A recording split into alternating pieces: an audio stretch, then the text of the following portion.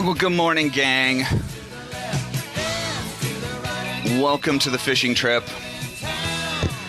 Fishing trip spring open house edition today. We've got this one open to the public, so there's going to be a bunch of extra names and things could get a little extra fun today. So with that, those that are new, the way this works is they're going to be doing some screen shares. Actually, Lee's already got his up as well. And Jeff and Lee will just riff around whatever's actually happening. So this is not pre-scripted or pre-planned or anything like that. It's real trading, real markets, real time. So we'll just see what the market wants to give us. Every once in a while, we get fishing trips where we just don't catch anything and there's just nothing worth doing.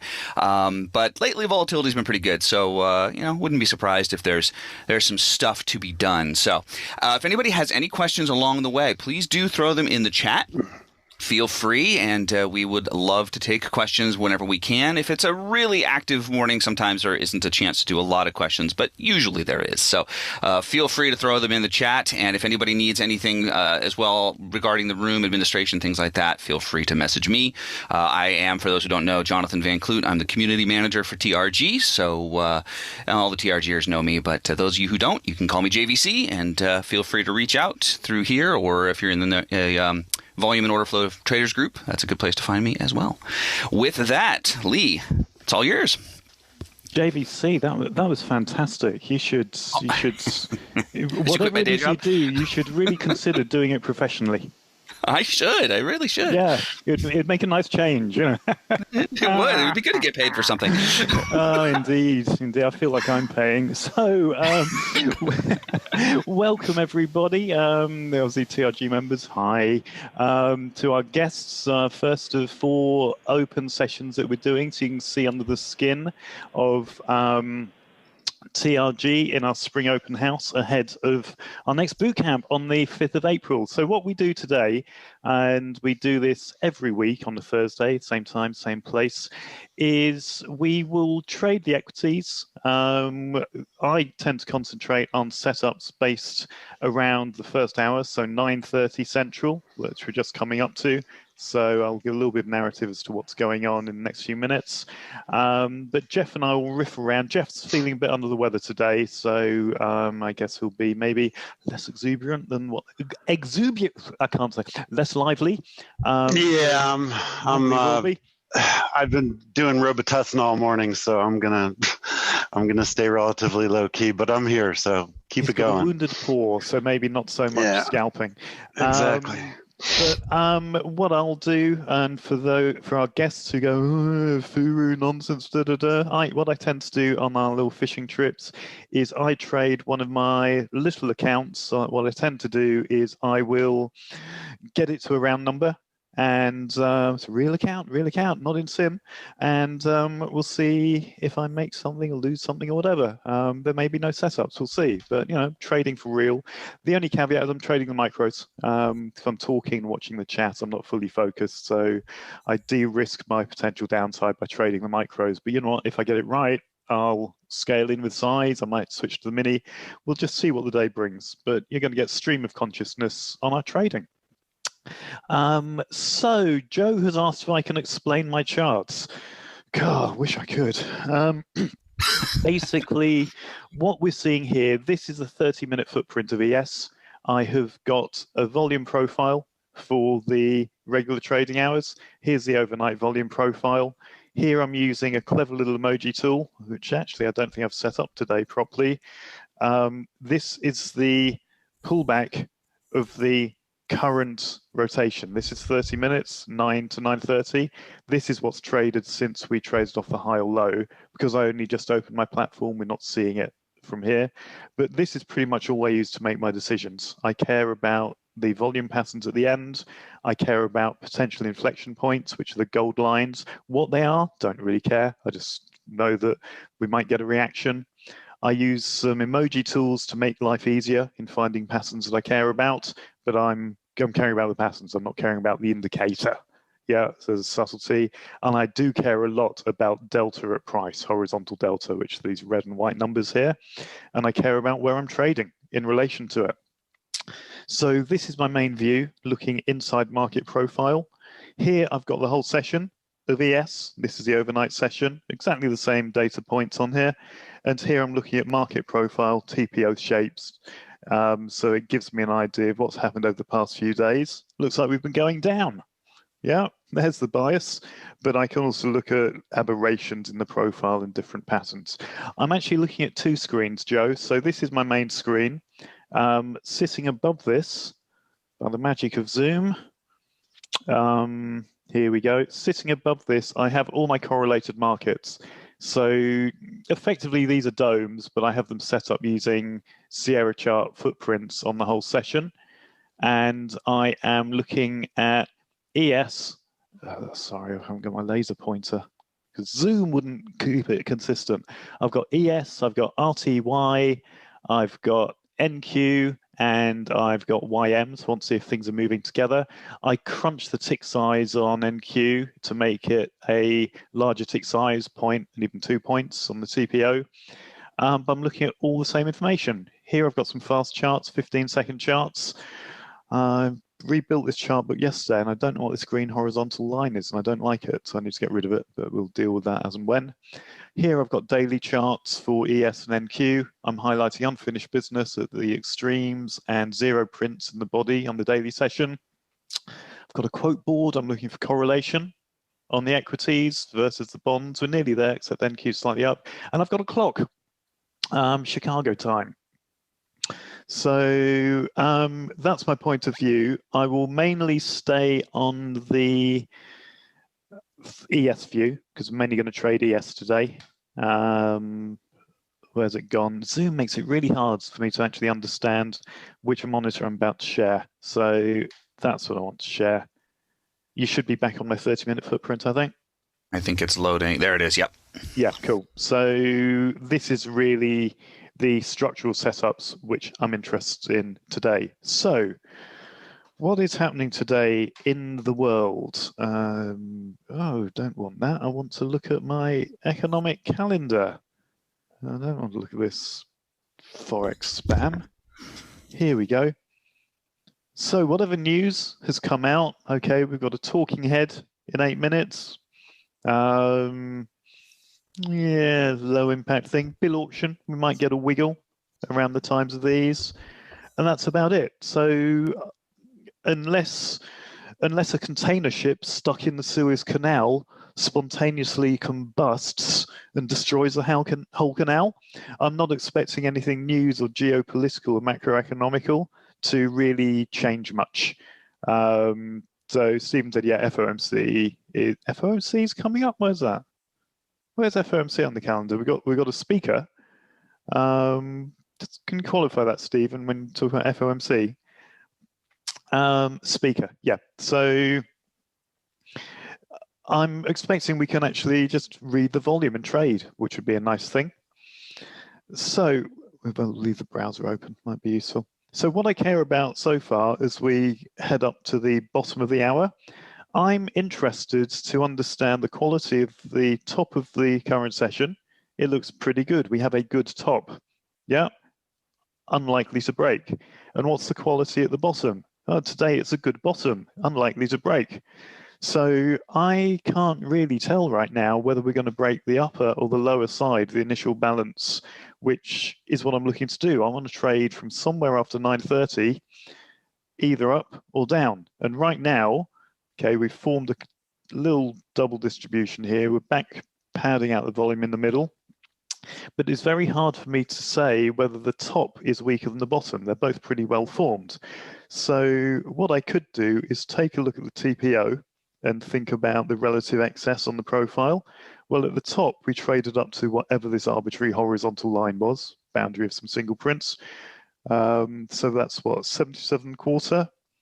And okay, let's call that 70.25. So we've got 7 points of excess up at the top, the overlap of this excess here, where B period is traded above A period.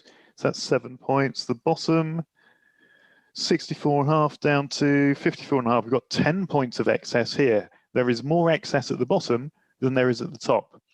You know, weakish bias. Do I think the top's going to break versus the bottom? If I think about how the days have been going, we're on a downward trajectory. We have had, over the past couple of days, 2-sided break days where we've broken one side of the initial balance, then gone all the way back to the other side. Given more excess at the bottom than the top, I start to think maybe we break the top, maybe we have a weak break, and we go all the way back to the other side. So that's one thing that might happen. This big negative delta here is jumping out at me. This is jumping out at me. So we've got demand here.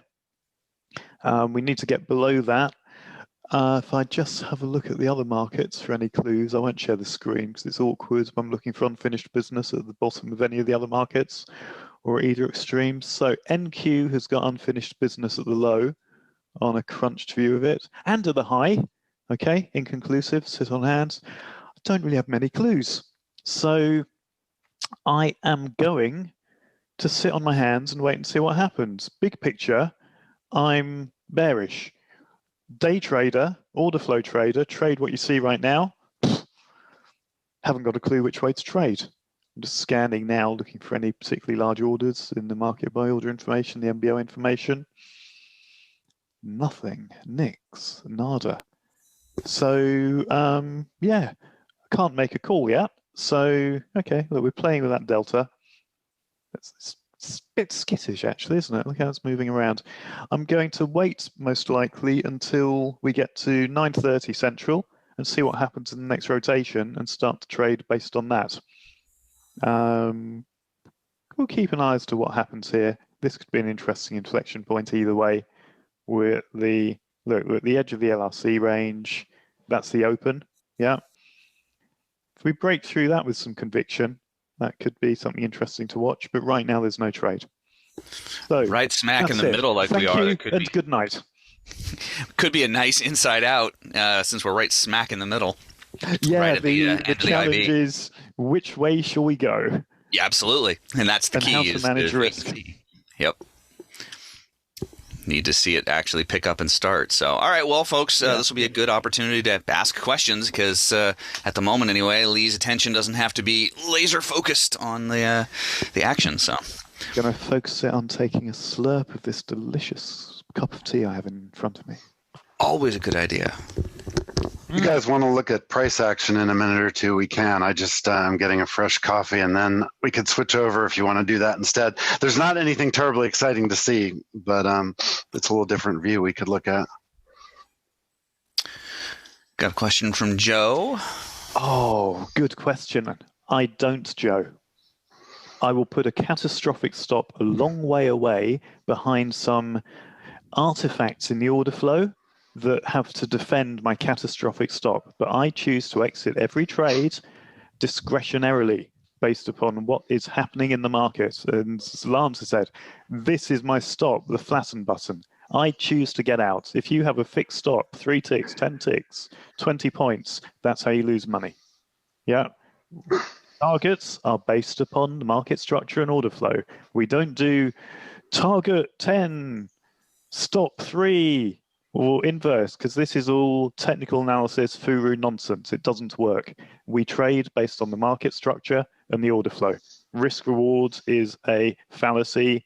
Fixed targets, fixed stops are a fallacy. You will lose money. Risk reward and expectancy and all that kind of stuff is just good for looking at your results after the fact. Expectancy, I think win rate. Maximum adverse excursion. Yep. Oh, thanks for the education, Lance. I appreciate it. Yeah, exactly. I thought it was 20 to 9. I thought that was actually the number.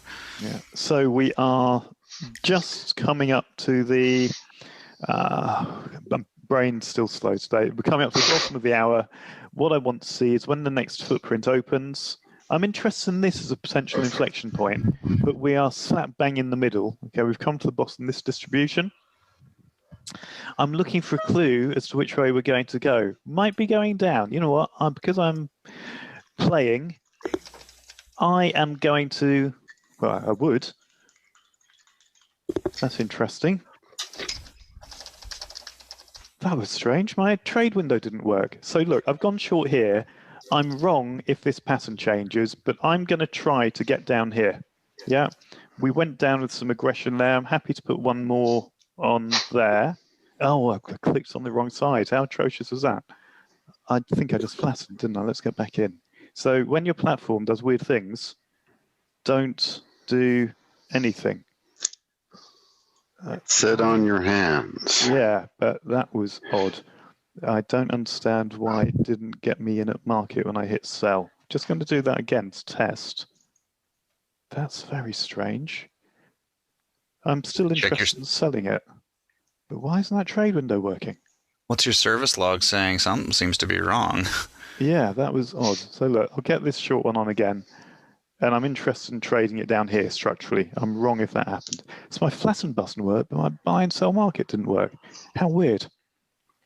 I was trying to get in, front running the zero prints, the big push down that occurred, and scale in. And I clicked the wrong side of the dome. I've literally just rebuilt this chart book and I didn't get far enough over. Yeah, it happens to the worst of us. So I'm watching this. If this breaks, this pattern up here breaks, then I'm happy to hit flat. This is obviously not an optimal entry. I was actually short about here. It's held it down here briefly, but I'm happy to stick with this at the moment. Looks like that might break. There we go. I'm actually scalping long just for fun.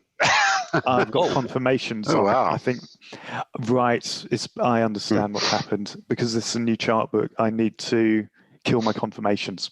So I will do that. But that, Joe, was an example of my stop. Yeah. My reason for entry changed. I'm going to try and get short again after that thing. So I want to trade down here and I'll deal with this issue.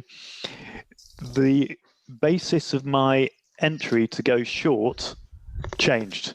When it changed, I hit flat. That was my stop, Joe. Okay, hopefully that made sense. Happened quickly, but I was monitoring what was happening in real time. I chose to get out of the position. I didn't let a resting order take me out. I'm happy to get out here. I'm actually taking this trade on the basis that I think the low might break, but I will be very happy to exit my trade before it breaks, because what happens after that, don't know.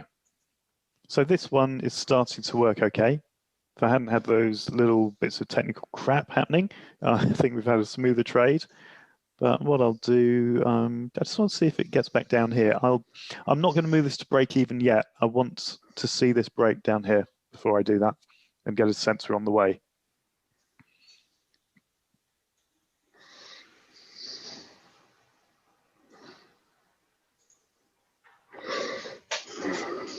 It's not rushing to do that because this is holding it. But I'm not going to put my stop here, my protective stop, because that would have got filled and I think we might still get back down here. So I wouldn't personally, I'm still leaning on this big positive delta. So to get taken out here and then try and re-enter would be daft. Yeah, I'm happy to stay in it. I'll let this go a couple of ticks against me and hit flatten. So let's see if we can get down through this. Just watching the other markets. We're kind of in the middle of the ranges at the moment. This is the very bottom edge of that big high volume node right on 65, 66, 67 there. Mm-hmm. This is the bottom edge of it at 62. Looks like we're on that the was way. In play right before the open as well, this spot. So, Peter, I'll get to your question once we get to the end of this trade. Yeah, let's just put that out there. Anybody has questions, please put them in the text chat. We will try to address them along the way. If you're one of our guest visitors, welcome. You are seeing Lee's live structural interpretation of the market as we fish for ticks. I'm Jeff. We haven't seen my screen yet. I'm a little under the weather, so we're going to let Lee lead here today. Just see if I can sort out. We normally kind of do this like a little radio show back and forth with, price action and structure. I'm sorry, Leigh, I didn't mean to walk over you there. No worries. I'm just trying to understand why I got those weird confirmations. We'll deal with that later. So look, on this rotation, there's UB at the bottom of the rotation. I don't really care about it at the bottom of the rotation, but it's still giving me a reasonably good sense that I'm okay on this trade. So I have a question. I'm seeing UB on the overnight ES at the high. At the beginning of the session, you said you hadn't seen any. Am I off on that? Yeah. I see it right up at the high overnight. Yeah. Yeah, that was a spot I've been watching. If we can consolidate down here, that's not totally out of the question as a potential target to go to the other end. Look at, there's it's not massive, but 200 loss order at 50, big fat round number. 54 down to 50 would be a weakish break. Plausible we could have another two-sided day. We've had several this week already. So, let's see if my read was right about, because initially I think we saw a price rejector here. It went up a few ticks. Can I trade from the inside to the edge of what's going to break and capitalize on it? Because for a normal day for me, this would be my one and done. Nice when it happens 9:30. Let's see where we get to. Not a particularly nice setup of that. You've had better, but this one could work. It's doing okay at the moment. Yeah, this is the overnight high volume area right here that it was respecting earlier. So let's see what it does now. Yeah, and that was a weak low on the TPO. This, you see the double print here. So that would have been, in TA terms, a double bottom, which actually it hasn't dealt with yet. One would have expected it to go back. Well, actually, it did do that to the open. But I think as an inside-out trade, this one is going to do okay. And notice, I'm looking to exit it before the edge. I want to bank something. You've got a question from Pete and a question from Arshad. Cool. What we'll do, we'll let this play out and then I'll take some questions. Great. I'll see if I exit this. So that's going to just protect this a little way.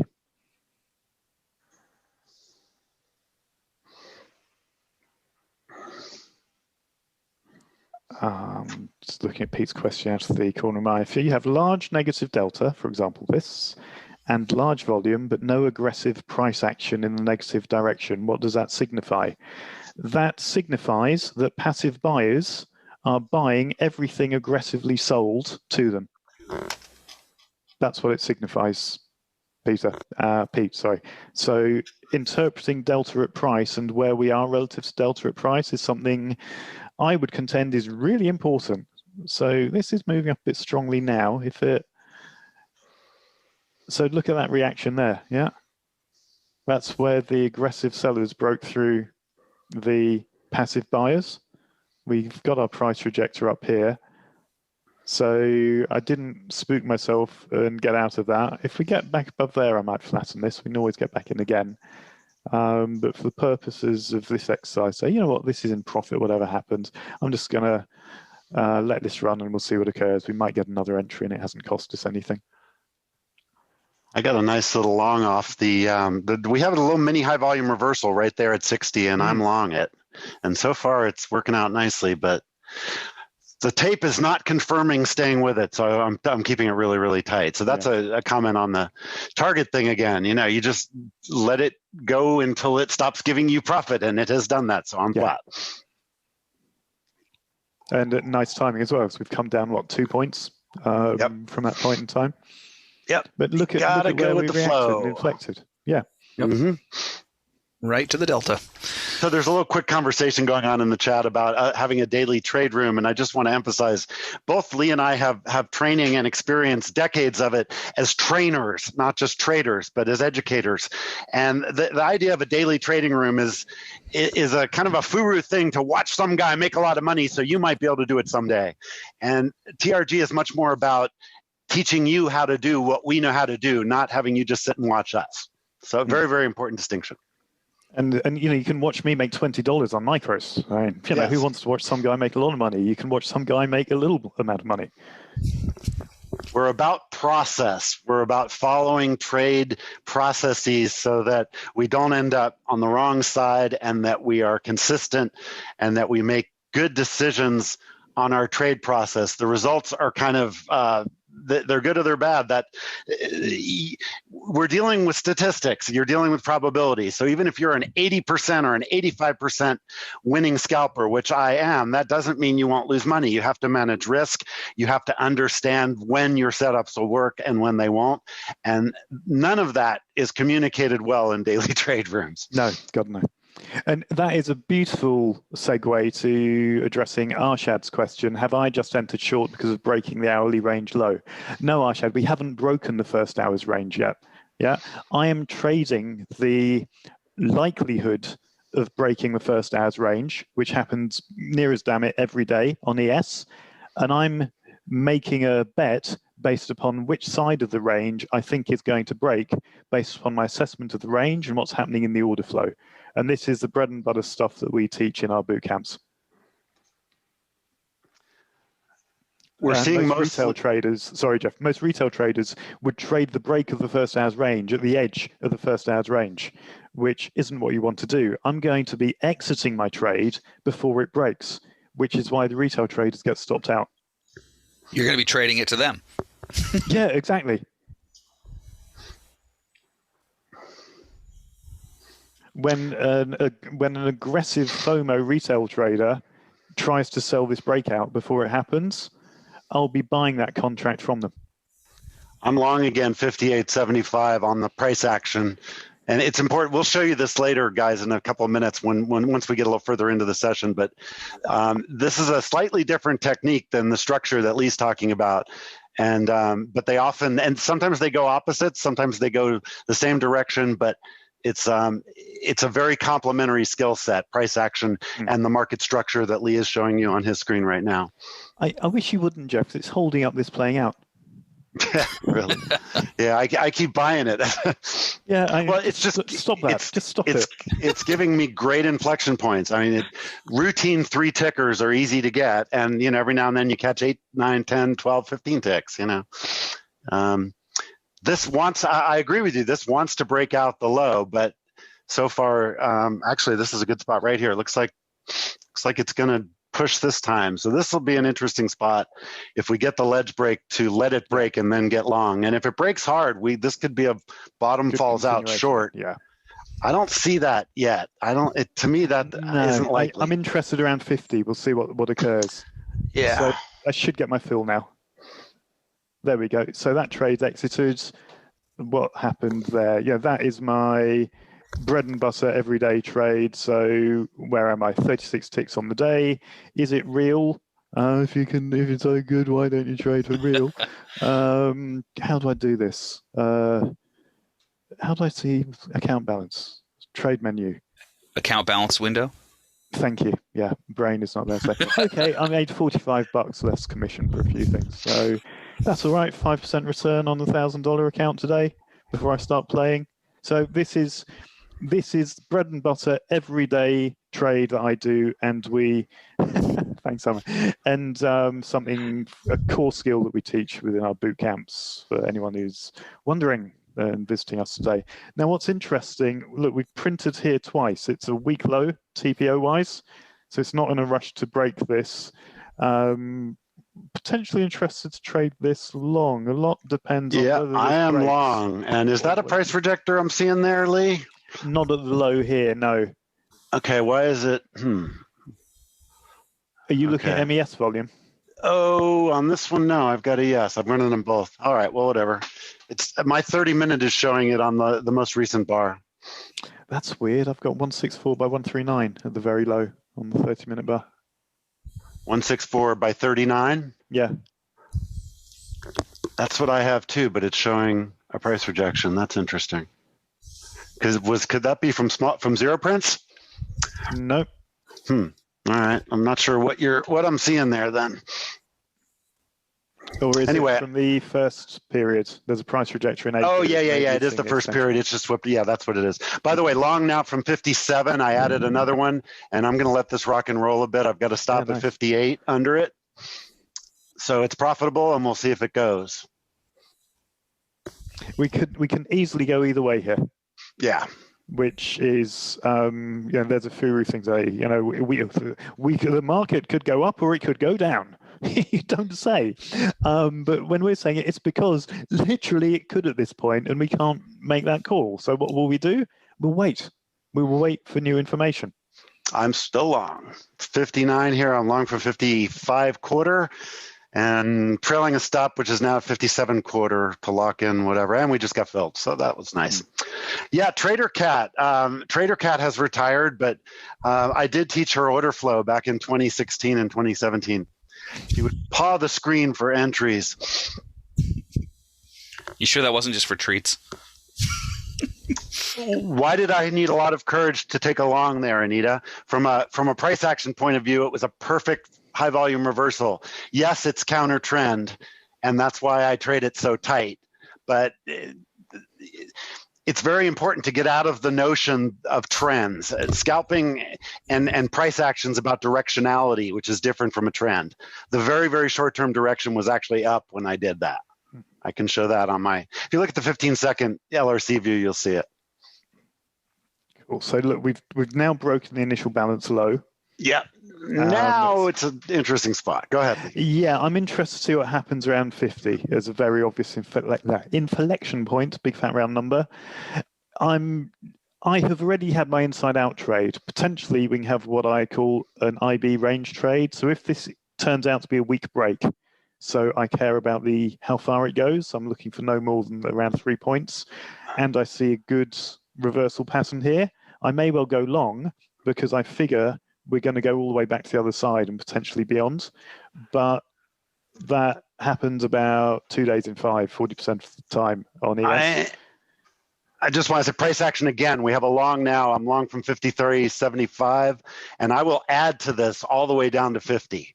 So not scaling into a loser, but this entire range is viable from a price action point of view, just because it's really asymmetric. And for me, because we've got unfinished business at the low, if we carry on up, I'm looking for an opportunity to short because this low is not low enough. Yep. I could trade it both ways. I totally agree that what's going on here in the price action is the ledges are breaking with some aggression as people get stopped out, and then the buyers are stepping up and not really aggressively, but enough that it's tradable. And that's one of my favorite things to do is playing those ledges both ways, short on the break and then long when they hold. So right now I'm long again, and here we go. Okay, +2 on that one, and now I'm trailing a stop. So. And again, this is just a slightly different technique than the structure we're seeing on Lee's screen. We'll show you some examples once it gets a little further along and settles down a little more. Okay, this one could go. It's trying to hold this 55, 56. So I'm trading towards the unfinished business here because this is not low enough yet. So for me, here's a quick scalp trading towards something that's high probability to go lower. So I can just squeeze a little bit more out of this inside out idea. There's a question I got privately. How reliable is Delta data directly after rollover periods? Delta data and rollover don't have anything to do with each other. So I'm not sure what you're asking. Yeah, I saw this was Pete again, I think, wasn't it? Yeah. And delta at price or bar delta. Look, I got filled, so I squeezed that. That was nice. Another 4 or 5 ticks. Delta is always reliable. Volume is always reliable. Where we're trading relative to the traded volume is always reliable, as long as you know what to do with it. Yeah, there's no right thing to do or wrong thing to do under a set of conditions. That's the misconception most people have about trading, particularly in order flow techniques. You're getting information about what's happening at a core level of the market, and you're acting on that with discretion. It's not always a mechanical, if it does this, I do that. Yeah. So this is interesting. We're going to go lower. We're approaching this 50 level. It's not the break of IPs, Lancelot, that I trade into. It's ledge breaks. It's a very specific situation. If you look at my playbook, I trade that one both ways. Because ledges always break. So I go with it. It depends on the instrument too. With ES, you can get a lot more predictable trade, whereas, NQCL will overrun a ledge really hard. So it's harder to go both ways. You got to just pick one or the other. If that makes any sense. Anita's asking if I've got zero print on the chart. I think I do somewhere. Maybe I don't. I can't remember. NQ just moved down really aggressively on a bunch of new volume. And so watch that. If NQ cannot recover here from these low 70s, that could be the beginning of the bottom falling out here. So keep an eye on NQ. And look at this absorption at the moment. 50 is they're trying to hold that, but boom, it goes on aggression, zero prints. Yep, there it is. And that's going to be an inflection point again. We are going to I'm going to make a prediction, and I rarely do this, as you guys know. We are going to get a really good high volume reversal long here at some point, but this isn't it. No. I'm happy to join in the party here, short, because it went through here some aggression. I'm wrong if we go way above this, but I think we have further to go. We've got these large single orders. Look, the passive buyers are stepping up. They're trying to hold it. Gosh, I don't know. I still like this as a long, but it takes good entries and good risk management to play it. I'm referring to your comment that we have a lot more down. I think it's definitely a short bias right now, but I don't know that we have a lot more down. A lot more. I'm slightly spooked. I haven't got my zero print on here. I see on the daily chart, 6 3/4 is important. And so, look, that was a trade away unfinished business. Yeah, I just got long 48.5. Thing is not working. This is really asymmetric. I'm totally off sides here possibly, but I really like this right here for a scalp to the long side. If 47.46 can hold, I like it back about 10 points back the other direction. So let's see what happens here. Easy one to manage, because if you're wrong, it's going to be really obvious. The low will get taken out aggressively like it just did a minute ago. But if not, if we can lift this bid a little bit, nope. And there's some aggression to the downside. It got bought. Wow. All right. 47.5 is in play heavily. So 46.75 is a zero print on the daily chart where my cursor is here. Yep. So thank you for that, Anita. Very, very interesting spot right here. We get below this area. I'm trying to see on my daily what could hold us. So this is the average true range where we could get to. Let's move that out of the way. Can I just hang on to this and we'll see what happens? I'm only going to trade one lot today. I'm not. Right now there's no reason not to stay short. Wow, Jeff, you got very loud suddenly, I think. Or was that just me? I think that's just you. I didn't change anything. I think I leant on my volume control. Yeah, you just got loud. The pigeons on the wall. It's too early, yeah. Yeah, this has I'm going to hold this, just see if I can. Okay, there goes the low again. This is a critical spot. If it blows through here, then all bets are off.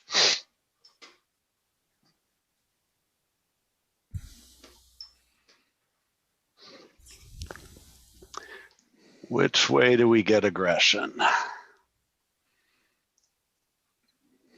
Okay, so the ledge just broke again there, but not aggressively at all. So that's a really good example. It broke by a tick, and it's not like it's rushing to get bought, but the sellers kind of have their foot off the gas for a moment. It touched some naked level on TPO, but who knows? Who cares? But there's some selling again. Now we're getting the aggression. So there's some decent individual orders in the book, but these can be people closing just as much as they can be opening. Yeah. Just trying to see, below us what is. So average true range is approximately that. So 25 is plausible as another big fat round number. Just trying to see if that coincides with anything on the charts that people may care about. Doesn't seem to.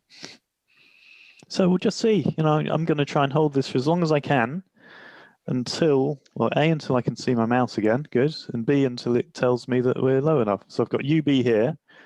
So I'd be interested in if I can get in again. Can I scale in another one short at some point? So let's look at the top of this. So Pete, can you ask your questions publicly? It's to everyone's benefit, please. Let me answer one while we have a second here from Joe. The definition of a ledge is really simple here in TRG. The ledge is the edge of a session profile, whether it's overnight or regular session. And as it keeps going down, the ledge is going with it. An edge is the edge of a high volume node. The same thing, but with a high volume node that may or may not be the edge of the session, in which case we call it a ledge. So very simple. So in terms of data, I am a big fan of the Sierra Denali data. I trade through CQG, but I use the Sierra Denali feed. I've been using Sierra's feeds for forever. I think it's excellent. And you get the benefit of the market by order information if you pay. So I've scaled in another one short because of the unfinished business at the bottom. I believe we're going to get back beyond this. If this goes too far against me, say beyond here, I will flatten and look to enter again. But I've got my original short, which was here. I had a pretty poor entry a little bit down here. I was leaning on the positive delta, and I will take it off once. So effectively, I've traded a pullback and a retracement to the previous low, if we're thinking wiggly horizontal chart. But I'm not. I'm thinking this low is not low enough. When can I get in and trade back towards it to lever up my trade a bit more? And for as long as we are moving in one direction and I see opportunities like this, I'll keep taking them. Meanwhile, I'm scalping long again, this time from 45.75. Damn it. Mm-hmm. So funny. Holding up almost structural things. But yeah, for our guests, this shows that, two traders, both with the same reads on the market, we can trade in opposite directions and both still make money at the same time, or pretty much at the same time. Yeah, I will, Lance, just we're not doing it yet.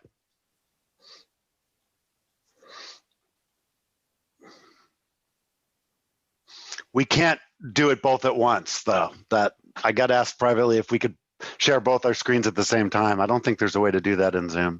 No, you'd have to use third-party software to do it. Well, that ain't happening. Yeah, we'll see the price action stuff. I'm actually really liking this spot right here because it's the edge of the range. We can switch over if you like, Jeff. I think I've prattled on about structure and done a couple of trades. All right, give me a minute here. Sure. Somebody's messing with your trade, Lee. Yeah, well, we got back to that zero print on that level 50, which we fell through. All right, I'm gonna grab the screen. I've got a long on here, so damn it, the Zoom thing disappeared. Okay, where is it? All right, stupid Zoom. Okay, there's the. It's all the way over there and miniaturized. Okay. I love when it does that. Yeah, don't you love when it does that? It's mind-boggling. It's so easy to fix. All right, this is my screen. Welcome, everybody. I'm long right here over Jigsaw Dome I'm trading on. That's not my stop. That's just a catastrophic stop. I do not have a target because if this continues to work, it's going to rock and roll. I'm going to get the stop under it there. Okay, so I took 2 ticks because I saw some red coming into the tape. I'm a tape reader scalper, so I do things pretty quickly. I consider structure like what Lee does, and I'm watching that as well. But it's the very short-term price action that I'm focused on here. And at the moment, that's up. Even though, the market is down for the day. If you look at this chart group along the very bottom left of my screen, those are 15-second views with linear regression on them. And that's how I determine range. And right now, range and direction are both in favor of longs for me. But no way to manage risk up here at this edge of the range because that's a good spot for it to start pushing back down. So for that reason, I am flat here, but I'm looking for another entry either way. Don't like either direction at the moment. But I liked long a minute ago, and I think long is going to be more likely for me, particularly with a weak push down. Get the spotlight back on. Okay, there we go. Get rid of that. So this is what I'm watching right here. This high volume node, there's some liquidity that's been trading against it. And that's what I've been doing, is buying that when it's at the edge of the range, because it's asymmetric. In other words, I can manage risk really well.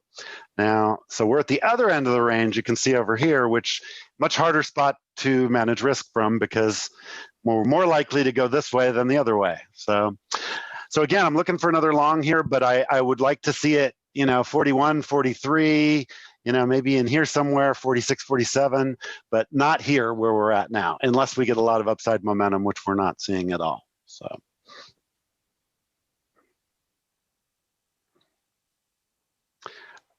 No target on that long whatsoever. There's too much potential to use a target. Why would I take profit at 52? I mean, it could zip back up here to 67 in a heartbeat. So there's no reason to have a target on a trade like that. I go based on the order flow. All right, this looks like a long again here. It's trying to break the top of the range. I might go ahead and take that. Let's give it another minute. Oh, yeah, I think I like this long, but I don't like it right there. I like it there and there. So maybe it'll come back to me. Okay.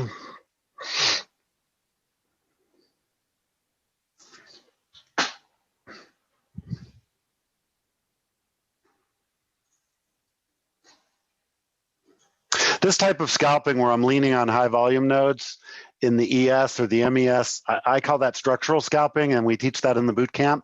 There's another form of scalping, this is NQ over here, that I call video game scalping, and that's a little bit more, you have to give it more ebb and flow to trade it. You can't lean on an area because NQ runs over areas a lot. So for example, at the moment, if I blow that up, the only places I would really want to trade NQ are the absolute extremes.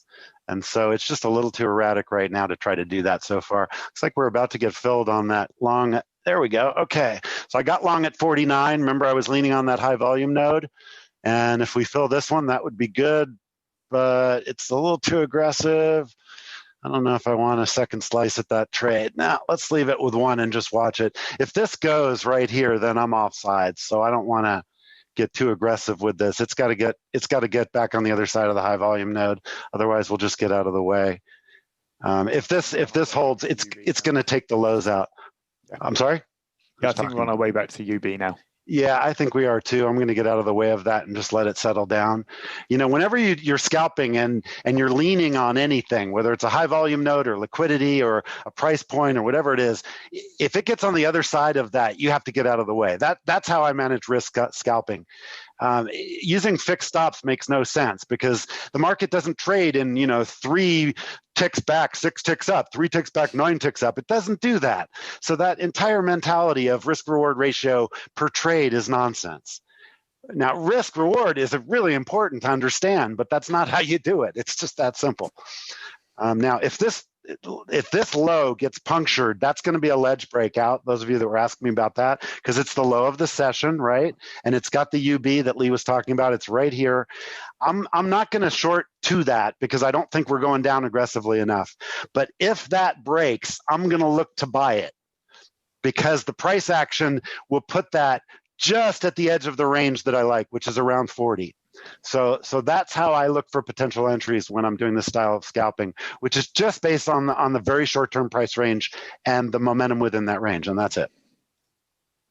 So again, if you think about what I'm doing here and combine it with what you were seeing on Lee's screen, which by the way, I have running 2, I just don't have it on this monitor. I have that exact same structural view over here. So I'm seeing 30 minutes, but I'm not focused on that because if I get this short, faster stuff right, I'll get a good entry on a longer term 30-minute anyway. And it allows me to go both ways, whereas as Lee said, he likes to trade toward an objective. As a scalper, I just want to be in the now managing risk. And that's all I need to do. I don't really need to consider the structure, but the structure gives me an additional component to my edge. All right, this looks like an interesting spot to nibble long here. But you can't manage risk because I told you I like 40, which is down here. That's the bottom of the range right now. So entering at 45, unless I'm going to scale in with 20 of them, we're too far away from the place I really want to be. So I'm not going to nibble along here yet. But will I down here? Yeah, I will definitely nibble along down here. So let's see if it comes down to me and we get a fill. Now, if it blows through this area that I'm nibbling, 20s are potentially in play. So again, all I'm doing is taking a very asymmetric. In other words, my risk is very small. My reward is really big. It's at an inflection point. So I'm just playing the odds. That's all I'm doing. And I'm really good at getting out of the way and being wrong quickly, which is what it's all about. Now, that held. We didn't break that ledge yet. It's trying to. I don't think this ledge is going to break real aggressively. So what I'm going to do is scoot up an order. Go ahead, Lee. No, I agree. The lows are being held by whoever, but this is not showing massive downside aggression right now. Nope. And I just bought one just for fun here. Again, I'm trading micros like you are, just so I can talk and trade at the same time. And, interesting spot to nibble. So I took one on, and I'm going to have to give it a lot of room. This is not really where I would stop. I'd hit flat long before that, but I nibbled in just so we could get a trade on, so it'd be more fun to watch it. That was really all I was thinking. And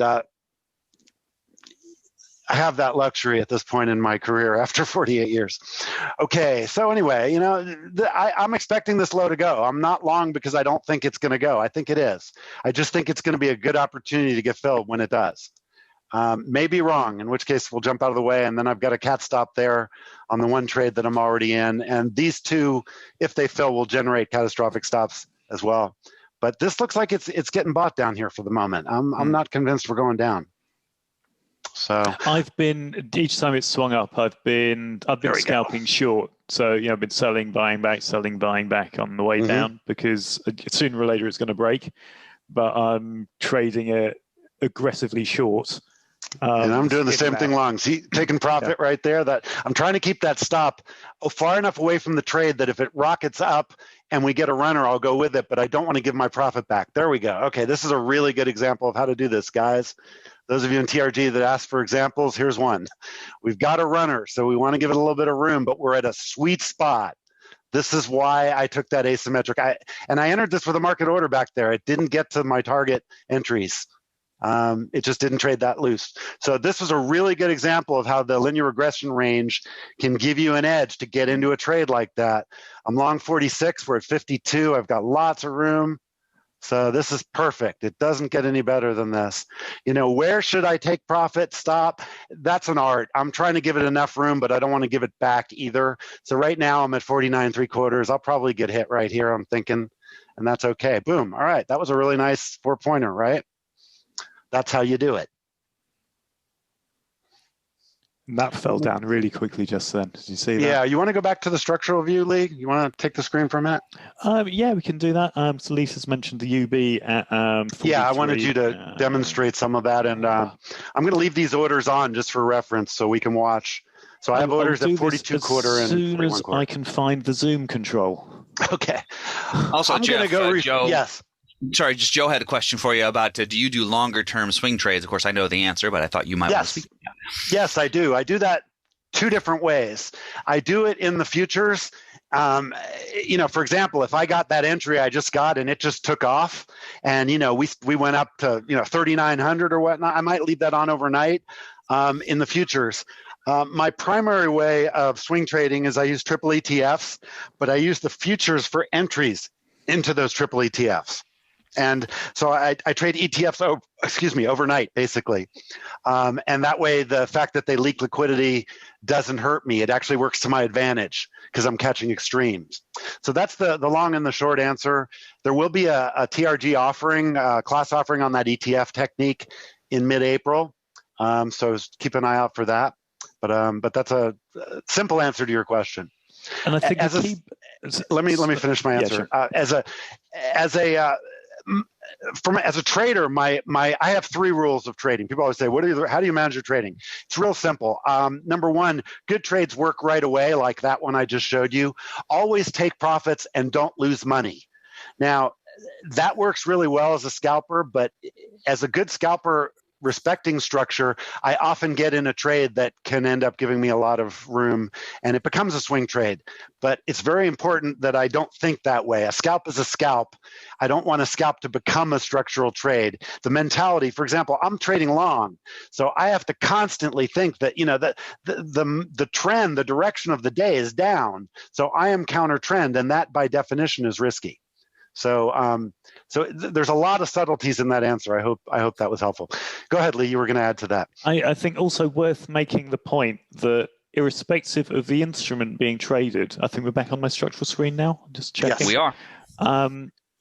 We are always looking at the volume and the order flow and using the futures. So you will still base your ETF decision based on what you're seeing in ES. Oh, absolutely. Yeah.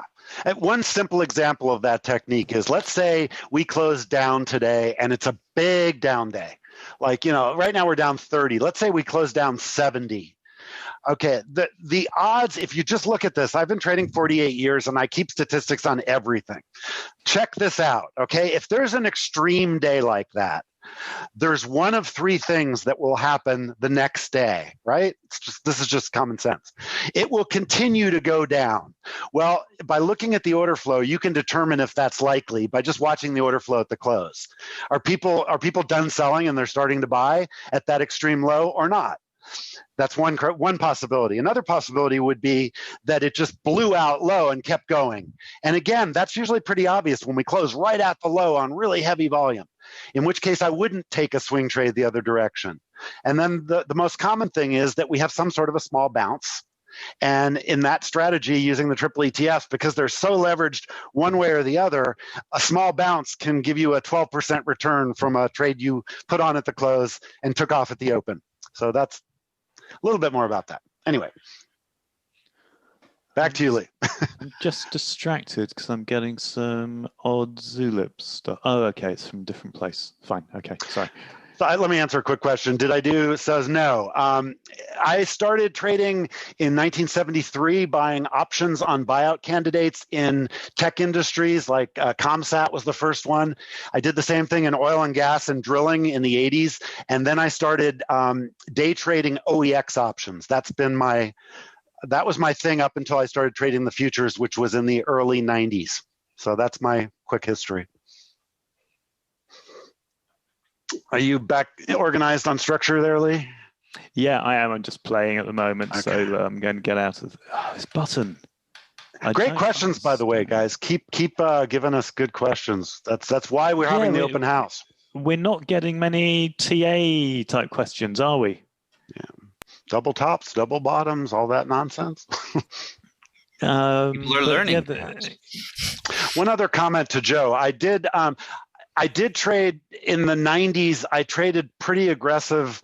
If you're familiar with the NYMEX, I used to trade the crack spread on RBOB and crude oil, which is basically the difference between refined gasoline and oil.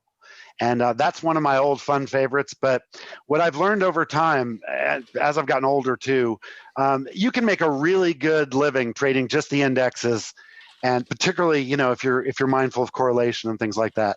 So that's what I focus on, but I also still trade the oil and gold futures. So, but no, I wasn't a SOS bandit. That's what's his name? Futures Trader 71 was a SOS bandit, if I'm remembering correctly.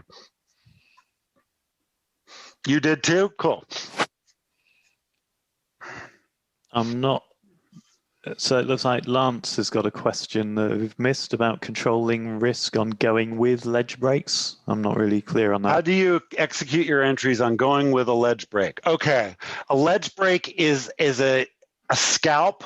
You're going with the momentum, so you have to be in the trade before the ledge breaks or you will miss it. So it's a trade about to happen in the Wyckofian world. It's usually pretty easy to see in the wave volume. That's how I do it. The wave volume on the 15 second. If we're coming into the ledge and it's accelerating, I will join that before the ledge, and then I will estimate a target based on the range, and I'll put an order there, particularly in NQ, because it can it can go 20 past the ledge and come right back. So I want to make sure that I've got a target. That's one case I will use one. So there's an interesting question from Pete. Our opinions on learning scalping strategies using the bonds. So Pete, before we answer that one, how have you been watching John Grady's videos and no BS trading stuff? Is that where you're coming from? Or who's the other guy? Market making. Yeah, okay. So look, volume is volume. Yeah. The problem with the bonds is they are so slow. Trades 30-year, it could be 3 minutes until you get a fill. Mind numbing.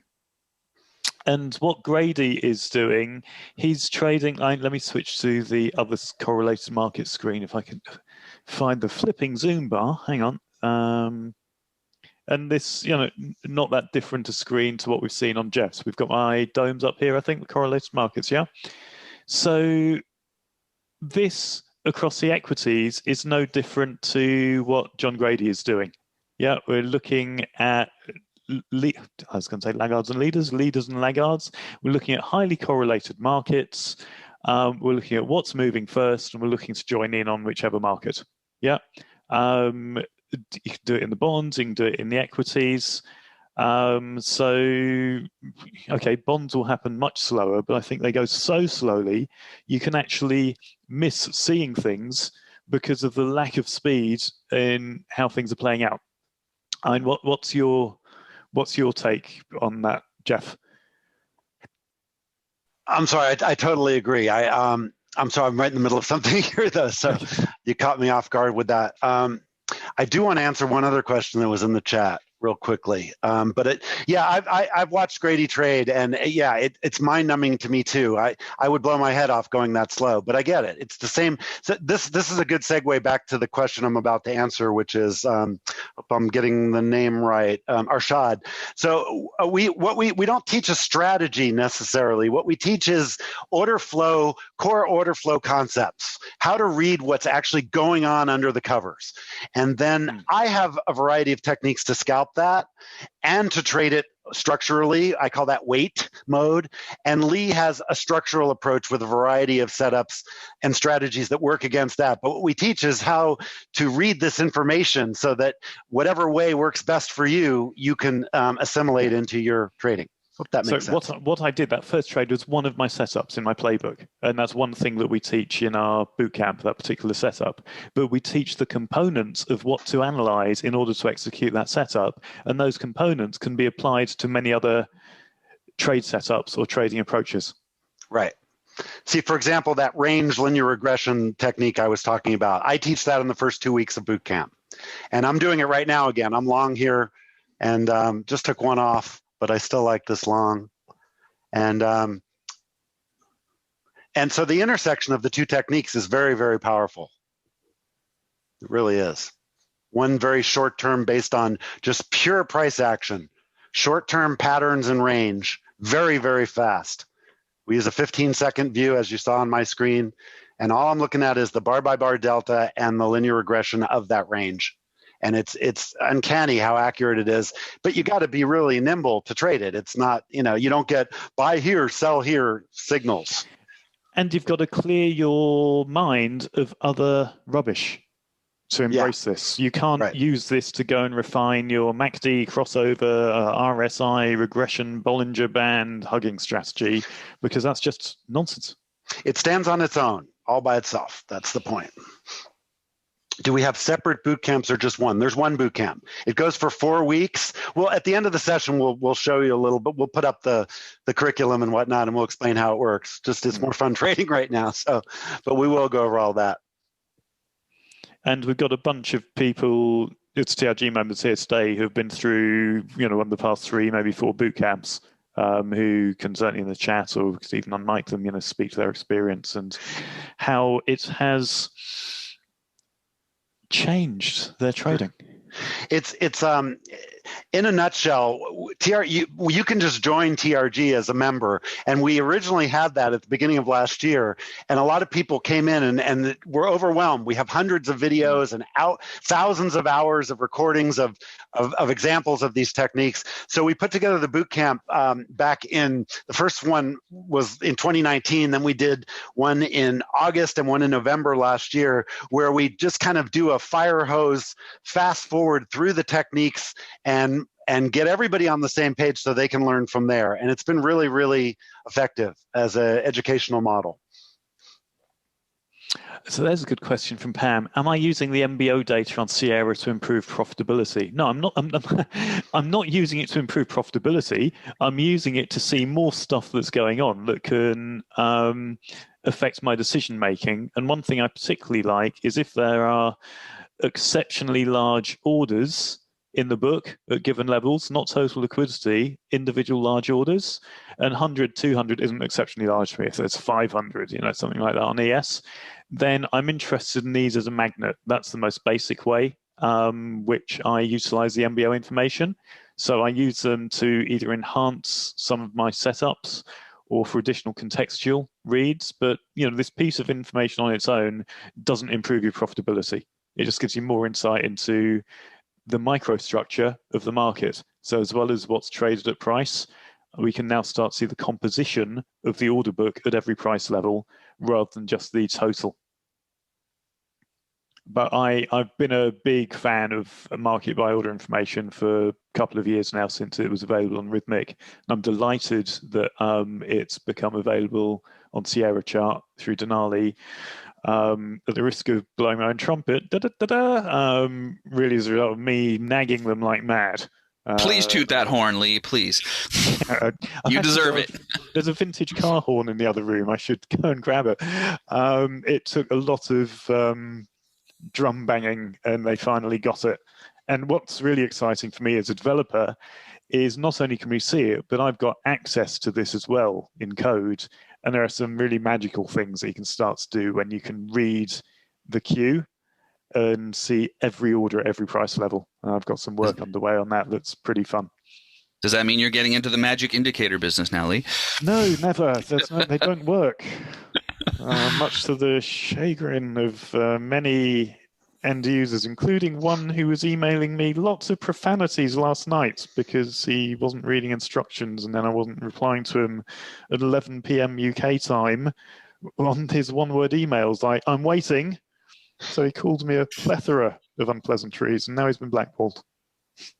How nice. So there's a question, as a newbie to order flow, do you teach more basic inflow on order flow? That's exactly what our boot camp is.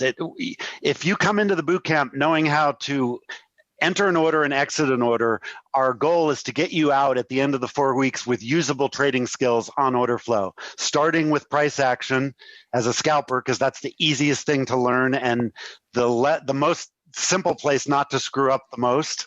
And then we go the second 2 weeks to structure, which is the more complex stuff that Lee was showing you on his screens. So that's the answer.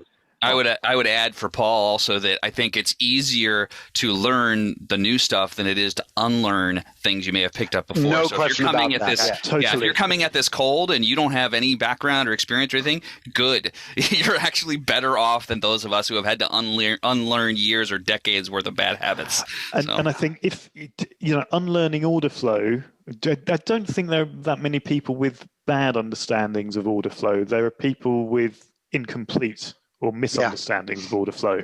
But the more TA you have, it's very hard to let go of that, and that's crucial. And is Tom in our session today? No, he's not. I don't think Tom Harney, one of our long-term members, former professional pit options trader, he expressed it brilliantly, which is, as humans, and we see this in our trading, we're really bad at taking losses. Yeah.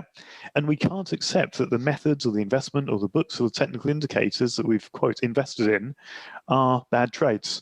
Yet they're not working. Why else would we be looking for new skills? And the best thing to do, just as you would with a losing trade, cut it. Yeah. Drop the wiggly line on your chart the pivot point, whatever it is. Because if it's working so well, you wouldn't be looking for a better method. But the fact is, it isn't working well. So what do you do with it? Throw it away. But that's not human nature. So the best thing you can do, certainly when we advocate all the time, is come with this as a blank slate, a tabula rasa. But we appreciate this is not human nature to do. But it's if you can free your mind, the rest will follow. There we go. I'm in musical mode today. I appreciate it. I appreciated to that. Whoever names the artist. Yeah. I appreciated that, Jokely. They're never going to get it. Never going to get it. Oh, dear. Oh, there's another one. Oh, Lee, you're on a roll today. I saw them live in Germany a few years ago. Interesting. We just got a bunch more momentum on this down push, so let's see if it can get any traction. Yeah, because maybe now we get to the low. NQ's breaking its lows, so yeah. Mm-hmm. You still in your shortly? I've been playing with it. I've been scalping short, but selling more, buying it back, selling more, buying it back. So I've been playing around the core idea. You're scalping around a core. Yeah.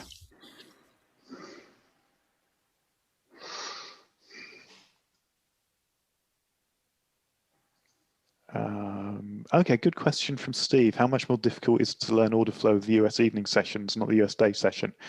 I don't know if you're wanting to talk about what the market's doing, Jeff, or we talked that in a moment, but it's this whole idea of derivative of a derivative of a derivative. There are opportunities overnight, but when the cash markets are closed, US equities are trading based upon correlation with other world markets which are open. So, Frankfurt during the very early morning or European time, the Asian markets, late evening US time or very early morning US time. So you are that much further removed from the truth of what's going on. So you can trade price action. The volume can be a little bit more unreliable. For me personally, European morning, I much prefer trading Frankfurt products, Eurex, so Bund. I like CL, golds, commodities, which are much closer to 24 hours. Or Nikkei, depending on the time zone you're in, trade.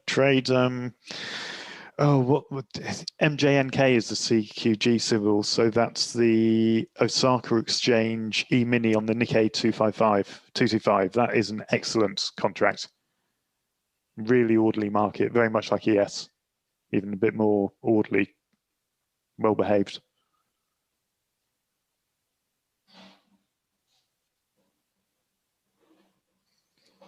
Lance is wondering if there's a spring maybe setting up in NQ. Where's NQ? We're on my all markets chart, aren't we? So where's the NQ chart? Here's the NQ chart. So look, we got a 15. I don't know if Jeff's. Yeah, there's definitely a spring. I'm long from 55, and ES already sprung, and NQ is threatening to. So yeah, this price action is bullish long, but it's very short term, obviously. If we clear 70 on NQ or 60 on ES, look out to the upside. We could rock and roll. Okay, I just took profits on those. So I scaled into that, but I was long from I didn't catch the low at 51. I got in at 53 and 55 and just took profits. Oh, there's a good question from Joe. So which chart, as I mouse over them, do you mean these ones, Joe? Or this, or this? Which is the non-order flow chart that you are being devil's advocate on? And then I'm happy to explain why I have bottom and right. Okay, so these are 15-second charts, which is how we teach people to scalp price action. So I have these here, yeah, really so I can see the relative movement of all the indices, yeah. We teach people using these linear regression channels. Jeff will teach people how to scalp based on these very fast charts. So for me, it's a quick visual check of where is every index in the range. It's tertiary or even lower than that in terms of what I'm looking at, but I will glance at it for correlation. And then here I've got the daily charts, which I'm barely looking at, but I'm just wanting to get a general shape of what the markets are doing. And I also am interested in any white dotted line, which is a significant lack of volume or an orange line, which tells me it's a high or low, but it's not too high or too low. So there's structural potential inflection points that interest me. Joe, doesn't order flow show? Yeah, what I'm doing is I am visualizing attributes of order flow on horizontal charts. Yeah, because I don't want to look at something with this much detail as a daily chart. I don't need all the information that's here. I'm interpreting this thing now. Yeah, so I'm using the right tool for the task of what I'm actually wanting to look at, if that makes sense. So I'm very much into as minimal as I want my charts to be as lean as possible in terms of what's there, and anything that's on the screen is only there for a reason. But my main views are really looking at footprints and profiles, delta at price, and assessing the edges of all of these. That's it. Anything else is context, big picture, that, you know, it's have a sense of what's going on. But I personally find it very hard to trade. I can't trade off these sort of horizontal charts. I just use them as a glance for a quick contextual check. I cannot trade bar to bar. So where we are now, all of the indices have broken the LRC ranges at the top. So, and we're approaching the top of the big distribution here on ES. We are, once again, at a good potential inflection point. We can go two ways. When we're in the middle, we're in the middle. Once we're at the edge, two things can happen.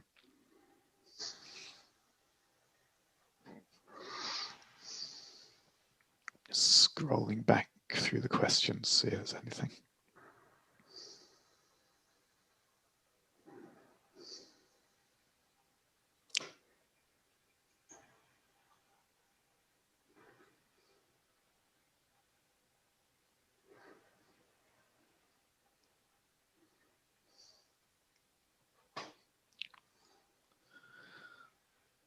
Thanks, Bao. Yeah, so bond auction time, we can get a little wiggle on that because the bond auctions will affect the bonds, and then we've got correlation, obviously, between equities and bonds. Archad, the UB at the bottom, would I eventually disregard it if it rallies up strongly? I always keep an eye on UB at the session edges. I also am mindful of UB based upon where we are in the rotation. So we opened, we have just got above the open. Yep, so right now the UB is at the wrong end. Yep, but it's still sort of quite fresh-ish in terms of the day session. Certainly, if we were to break session high, session high, then I would really not pay much attention to it. At the moment, we're hovering around the open, so I still stay mindful of it, that we've got UB at the low, and what's the overall direction on the day. But I only care about UB at session edges and in the direction of the rotation. But, you know, right now, going, 6 ticks, 8 ticks beyond the open, that doesn't disqualify it for me. I still think we're going to go back and retest the lows and potentially go further.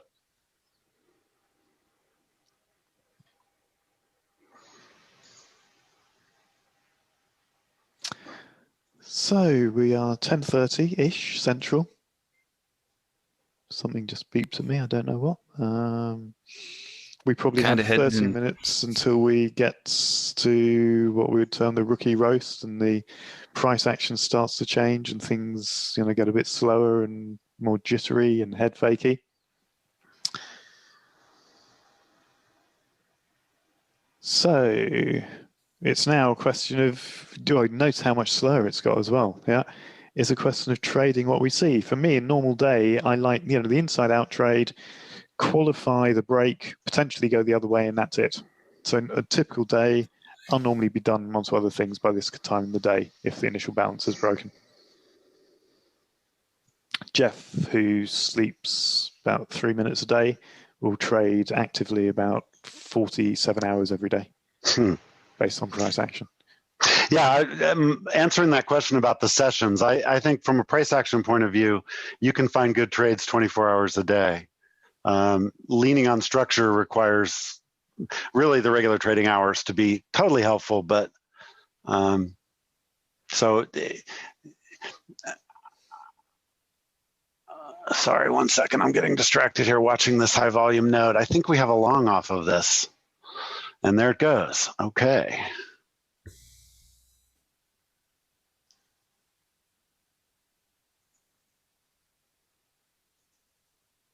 We should take a few minutes and show the bootcamp curriculum and schedule and whatnot, Lee, before we get too far along, since it's quieting down. Yeah, why don't I bring that up here? You've got my browser here, yeah? Yeah. Cool. Yes, we do. It's funny, I reconfigured my chart books, and you know it always takes a day or two to refamiliarize yourself. Yeah. And I'm already seeing optimizations which I can make. There was another, the question comment from Joe about order flow.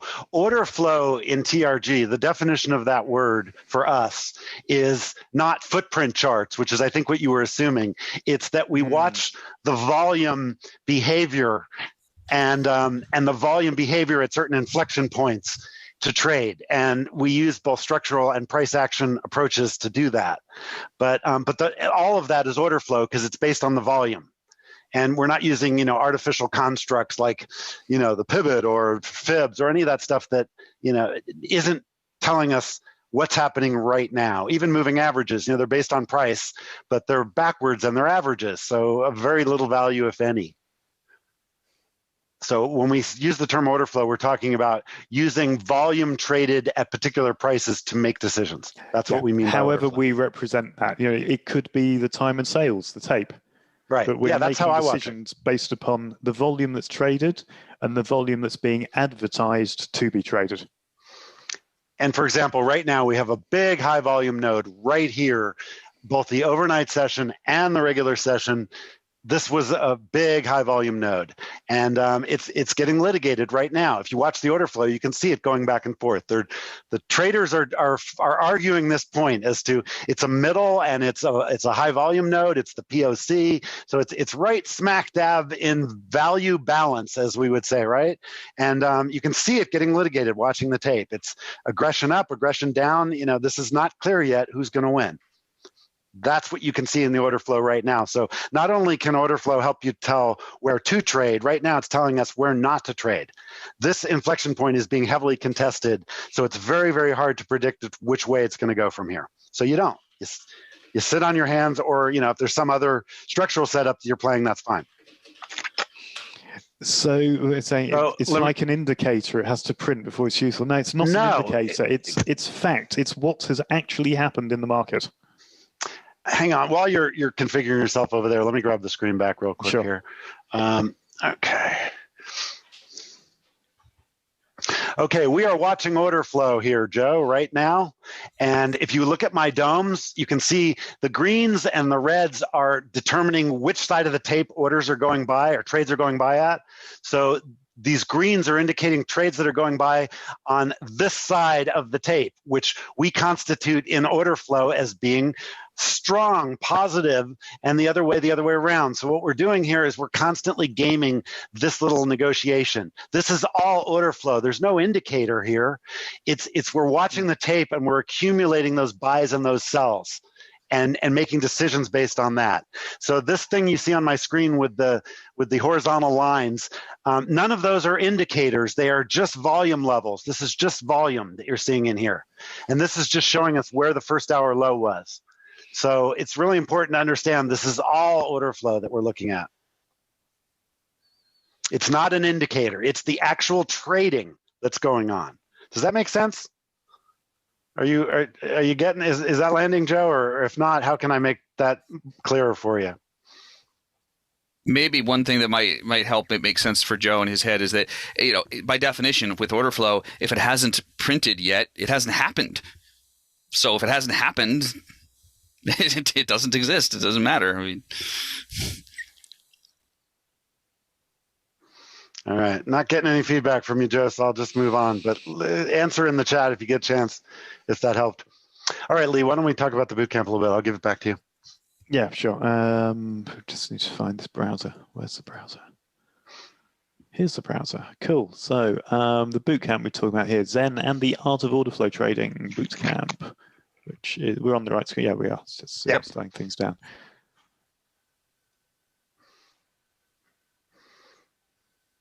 Oh, that's strange. Why is this machine not opening? I never use this Windows machine for browsing, which is odd. Or it's because I've zoomed in. Can we bring the browser up on your machine, Jeff? Yeah, that's weird. Yeah, it is, isn't it? It's very weird. Yeah. I was just, hold on. Let's bring it. Okay, I'll put this up and then I'm going to run and refill my water so you can talk to it, okay? Okay. Okay. Oh, wait a minute. Sorry, not member area. We want to go here. Training courses. All right.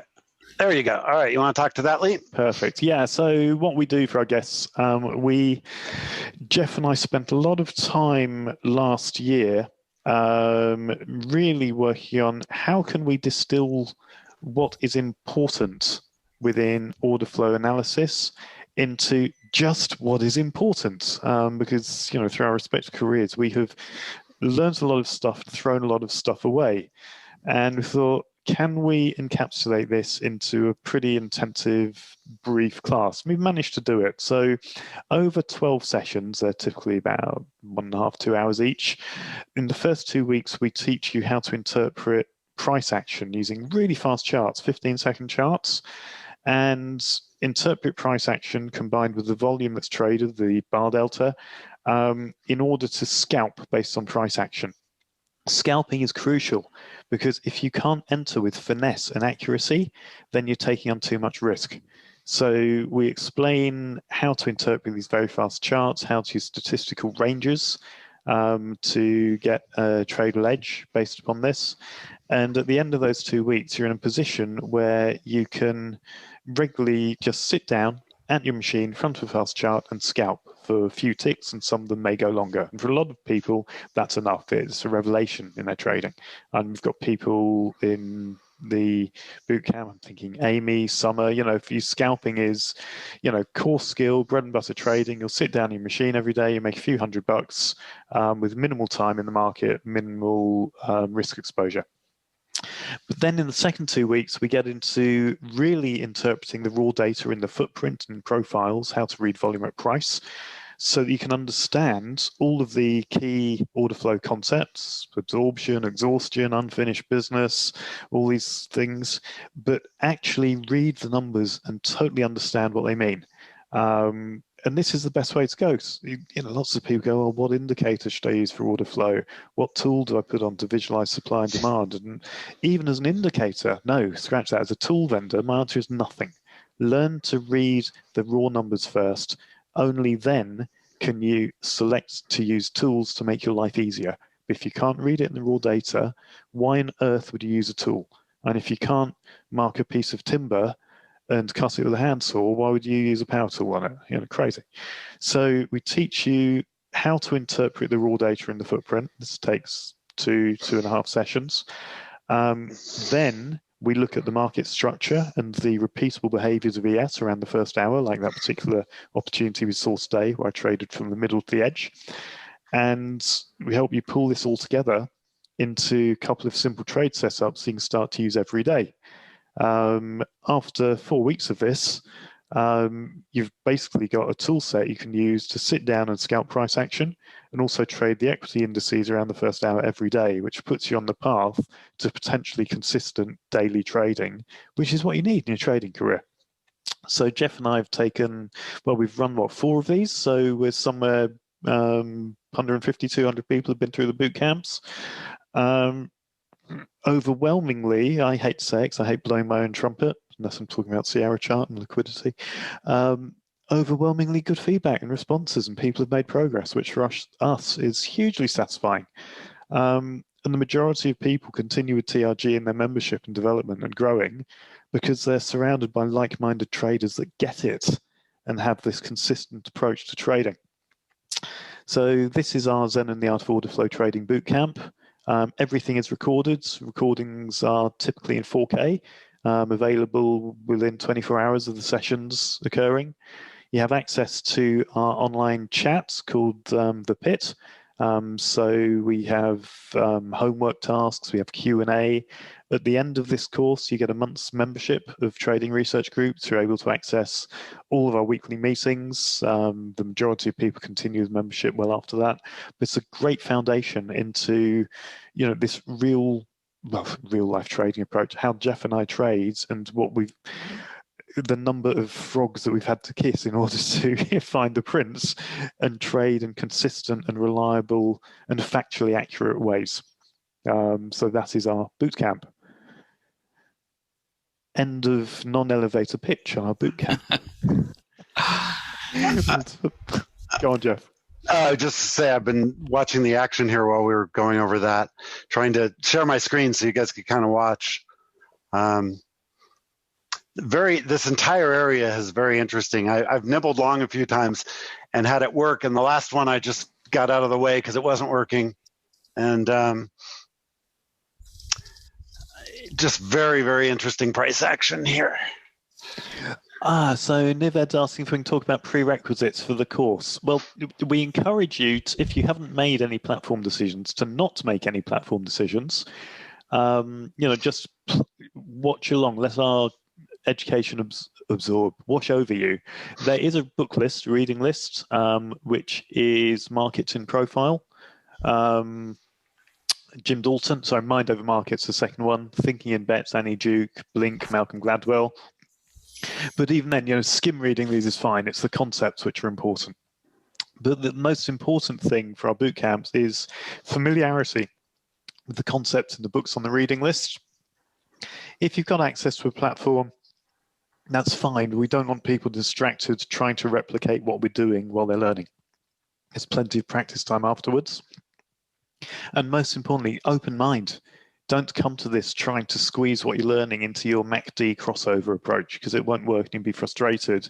And don't tell us how great this MACD crossover approach is, because we've heard it all before. And people come to us because this stuff doesn't work. Yeah.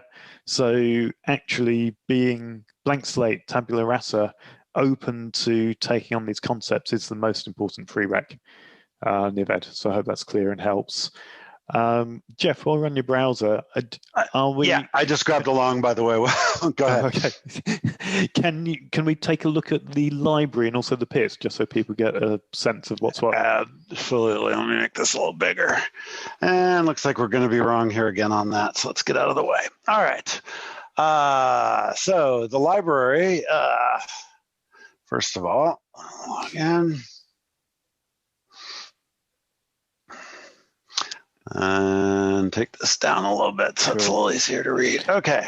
So we have regular meetings every week. We have 4 or 5 regular meetings, optional special interest groups as well, which you see there's Doc's Scalping Circle, Darren's Dojo. We've got more special interest groups coming this year. Everything is recorded. We have got thousands of hours now of content through our Ides of Monday, weekly kickoff, Sunday reopen, fishing trips every Thursday, monthly round tables, open Q&A about anything. Like, why do these 2 pigeons keep landing on the fence outside my house same time of day, doing things to each other? There's 4 or 5 meetings every week, all of which are recorded, so if you can't make them live. We've got legacy historic clinics and workshops. If you take our boot camp, then you've got access to recordings of the boot camp, either for as long as you remain a TRG member, or for 3 months following the start date of the boot camp if you don't continue with membership. What you can also do if you've taken the boot camp is you can sit in as an audit student passively on any subsequent boot camp as a refresher as well, for as long as you're a TRG member. We encourage people to learn at their own pace and continue to refresh their understanding and grow. But then we've got an online chat community called The Pit, which is reasonably active, where we keep it quite focused, but people are asking questions, sharing ideas, questions about platforms, tips on platforms, market structure, self-help. It's good focused community of totally like-minded traders. But no one here is just, well, apart from Jeff and me, no one's really preaching. We maintain good level of conversation. It's we work on the basis of Gestalt. All boats rise, and this is why Jeff and I do this. It only takes one good question from somebody for us to have an aha moment, and our trading gets better. And we experienced this, I think it was on Monday, where Sebastian asked a question about, no, it's on Tuesday in our Q&A. Sebastian asked something about a particular pattern in the traded volume, which was already something I'd been thinking about, but he asked it in a way with a little derivation that I hadn't thought of, and something new has sprung from it. And we get these a few times every year, which is fantastic. With more like-minded people, better understanding comes, and that benefits everybody. So we're creating a new tool called the Sebastianometer. 9,000. Sebasto. Yeah, you need the 9. It has to have a 9,000, otherwise it's not legit. Yeah. I gotta tell you, 9,000. I like it. I still like this long, but it wants to take the low out first. You can see the push down now across the board. Nice, Lisa. Good job. Now, Lisa took one of our boot camps. I think it was in the autumn, wasn't it? Or the October boot camp, if I'm not mistaken, Lisa.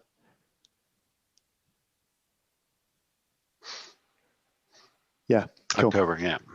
Yeah, my high volume reversals are my absolute favorite setup to trade. Absolutely love them.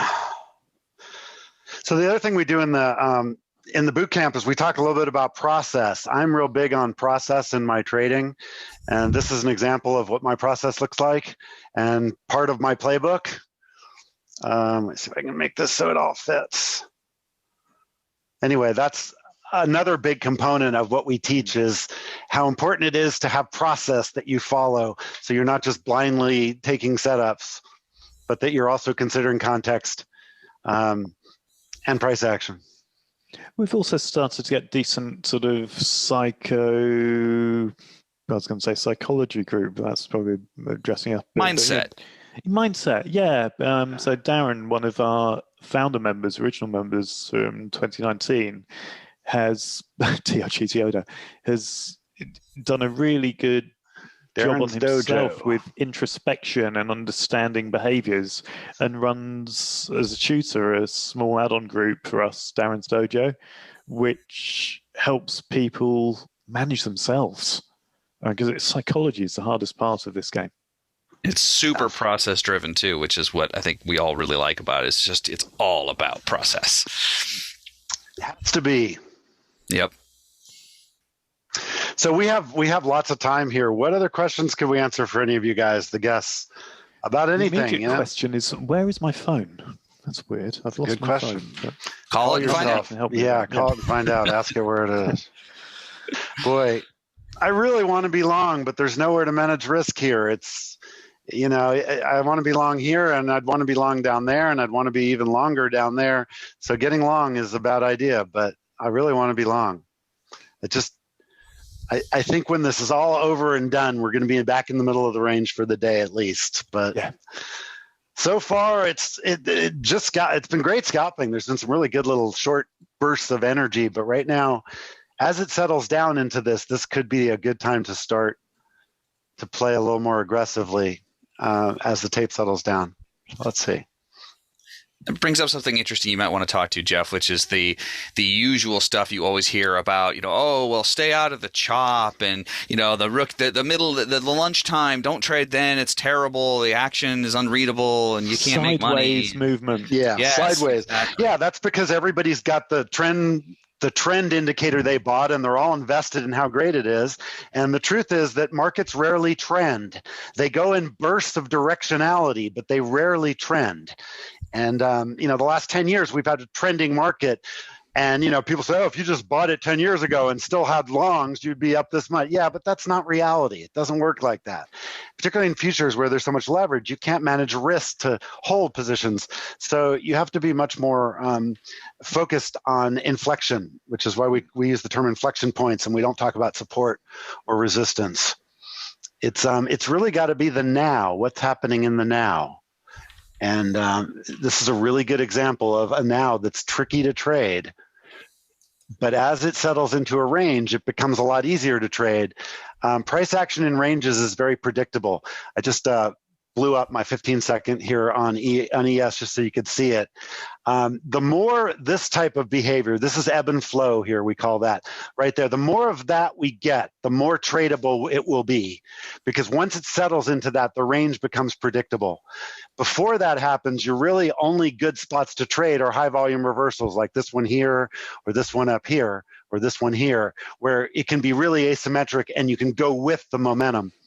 But as the day settles down, it's going to tighten up into a range, and then the range becomes very, very tradable, and this order flow information, becomes a lot more like it does in the bonds, where it reacts slower and more predictably. So, yeah, there's that long burst again. Like I said, I really want to be long here, but I just haven't found a good spot where I can manage risk yet. So it needs to settle down, or it needs to test the extremes, because then that will be asymmetric again. So hopefully that makes some sense.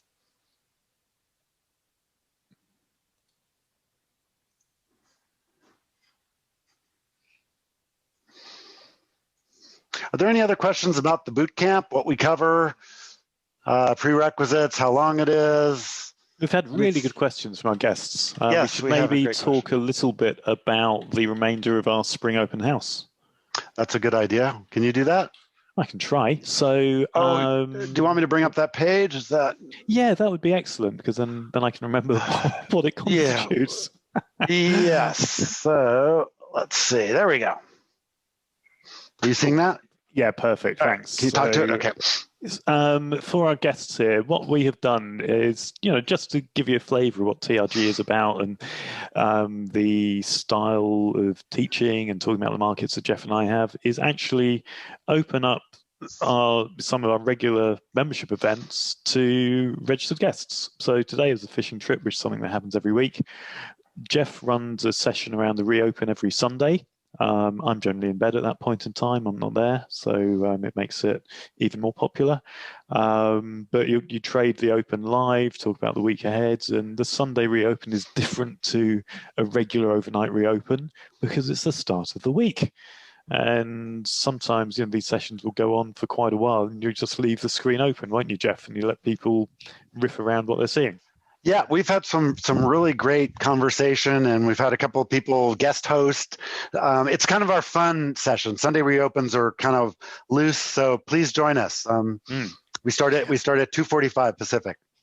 On Tuesdays, we have an open Q&A. So this is when members can bring any question about their trading, their platform psychology, membership issues, this kind of thing. So we go on typically an hour, 90 minutes. For our guests, this can be your opportunity just to interact with us and just ask us about TRG. We unmic people if need be. So if you're wanting to hear stuff from the horse's mouth, you ask questions of other members. Not that I'm calling any super members a horse. But now I think of it, honesty springs to mind. There we go. So you're more than welcome to come to that and just interact with us. We are opening the kimono. And then on Friday, this should be really interesting. We do ad hoc events, and Friday's NFP is occurring on Good Friday when NYSE is closed, but the figure is still coming out. So the figure's going to be coming out at... I can't convert any of the time frames. It's going to come out at its normal time, and Globex will remain open for another 45 minutes, but then the market closes. So it's going to make for some potentially really interesting trading after the figure, and the Sunday reopen as well on the 4th should also be interesting because the market will not have had much time to digest that news. On top of that, the European markets will be closed on Friday and Monday. So we are in for some potentially wide ranges Friday through Monday and Tuesday for sure, as a result of Easter. But it's a very unusual occurrence for NFP to coincide with market closure due to Good Friday. I think 2015 was the last time it occurred. So we, from time to time, we'll do an ad hoc event around FOMC or NFP, but this one is, this is our Eclipse of the Sun event, I think. And obviously guests, we will, very welcome to come to each of these.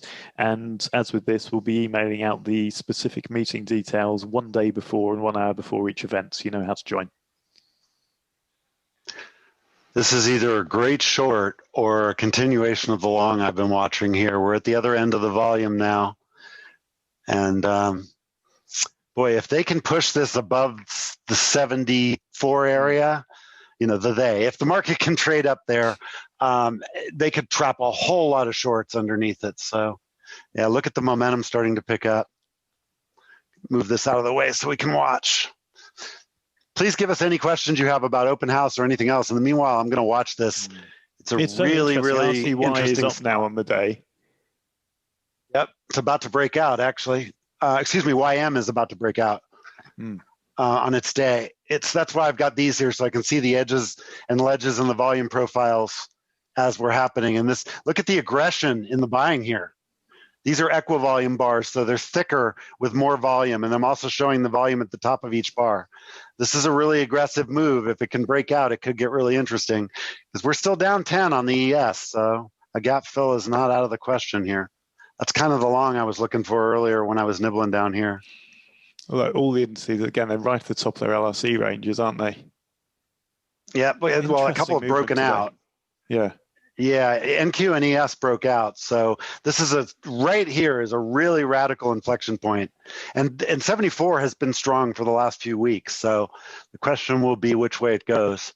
It's got to get through this to continue back up. And you can see it's getting some aggressive selling and buying here both. So this is where the order flow again is so critical. An indicator would be just giving you signals back and forth here. Buy, sell, buy, sell. You have to look at this and interpret all of it together. And this is a long, but it's a hard one to manage. As I've said, because of that, what you just saw, the sweeps down. That's why this is a hard long to manage. Sweeps are when somebody wants to sell a big block and it takes out a whole bunch of price levels. You just saw that happen. So it's just too erratic to try to stay long here, but it's a really nice long move. Direction is always the number one thing when you're scalping. Number two is what's the momentum of that directional move, not trend, direction. And then the last thing is, is there a nearby inflection point that's in play? And that's where we're at right now. We have strong momentum up into a high volume node that is in play. YM has broken its ledge. NQ is threatening to, RTY is threatening to. NQ is the weakest from that point of view, but it's going up on some strong momentum.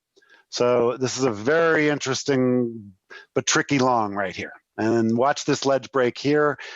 That should go. There's enough momentum that should go. So yeah, interesting. The whole week has been interesting, the movement. Yep. Interesting. This is what I was looking for getting long down there the few times you saw me trying it. This was kind of telegraphing this was coming because of this consolidation here. It tried a lot of times to go down through the first hour low or the initial balance low, and it just couldn't. And so once the buyers got in, this is your spring right here. JVC asked me about a spring earlier. There it is. Took out this level right here with that spring, and then we had another spring. So if we can take out this high, look out. We could have a whole lot of shorts on the wrong side of the tape. So we could get a really radical short squeeze, in other words. That's kind of what already happened. Some of this probably was a short squeeze, this momentum that we've seen. But this is the kind of action I love. But look at the sweeps. That was a 1, 2, 3, that was a 16 tick sweep in NQ in a millisecond. So, somebody probably sold 100 lot. Here it is right here. It's just about what it was. And they took out four points with that. That's the danger. That's what you have to be able to manage. And having, a 9-tick target and a 3-tick stop, you can't manage that. It's just not possible. So you have to read the overall action and go with what the market's giving you. Can't do anything beyond that. So there's a good question from Lance. He's trying to figure out the difference between a spring and an up thrust. And Lambrecht's got it right. But it's funny, the terminology does confuse people for what is exactly the same concept. Yeah, they're just opposites. A spring is the up move, and an up thrust is the down move. It's the exact same situation. It's a low volume pullback that you're fading. So here, I'll show them to you on the 15-second chart. So why is that a spring? We came down here on 56,000 contracts, then 6,000 contracts. We've established a low. We move up on 4,000 contracts, pulled back on a higher volume. So this is still ebb and flow in here. We have not established directional momentum. Then we take another trip up. This time it's higher volume, but it doesn't quite take that high out. That's why it prints in yellow. So it's like double topping here, but it's doing it on higher volume. Then you have a low volume pullback there that doesn't take out the high volume pullback. That's the spring setup right there. So all it has to do is clear this high and you will get a spring. And that happened right there, and boom. So trade's about to happen, as David Weiss would say. An upthrust is just literally the exact thing the other direction. So an example of an upthrust is right there with higher volume down, a low volume bounce that got then sold really aggressively. So hopefully that helps answer that. My favorite setups are springs and upthrusts within price action. But I get into them using linear regression because it will telegraph them before they occur, like I was just explaining right there.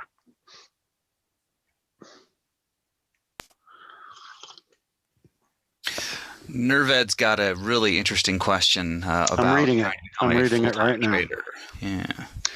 So, Lee and Jeff, what's your take on becoming a full-time trader? I currently have a well-paying full-time job, but I feel because of that, I'm not taking trading seriously since I know I would get paid end of month and doing random things. Yep. No, I don't know that a dive-in is required to take it seriously, but you have to approach it as a business. Right now, you're approaching it as a game. You said that yourself. And you have to be ruthlessly process-oriented. If you do that, it's fun, and it is a game, but you're using the odds in your favor. I wouldn't quit a good full-time job to be a trader. Understand, I don't know what you do, but let's say you're a full-time, developer or project manager. How long did it take to become good at that? Most traders think, well, I've been profitable for 3 weeks now, so I should go full-time.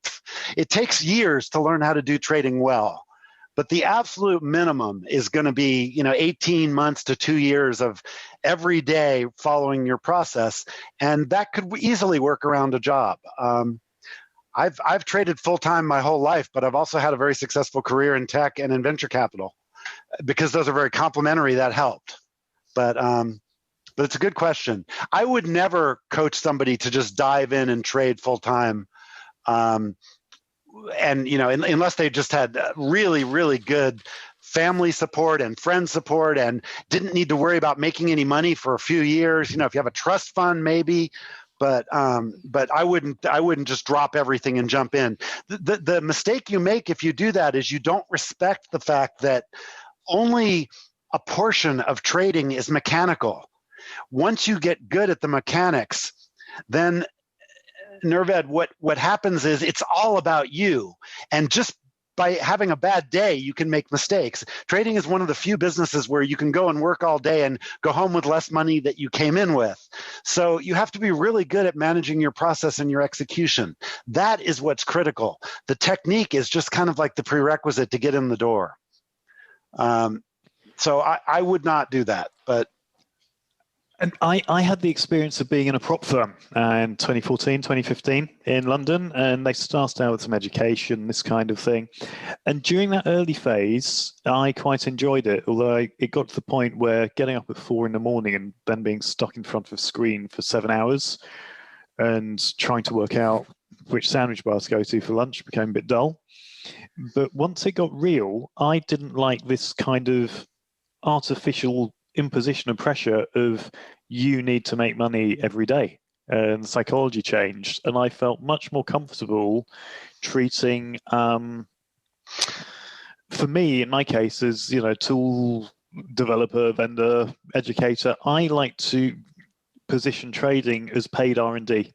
I need to be in front of the markets, I extract money from them, but I like to look at it in the round and it's another source of income. I think sitting down at your desk every day with the feeling of I must make money today in my job and this is my mechanism to do it is a path to making it very hard and you're prone to failure. Could not agree more.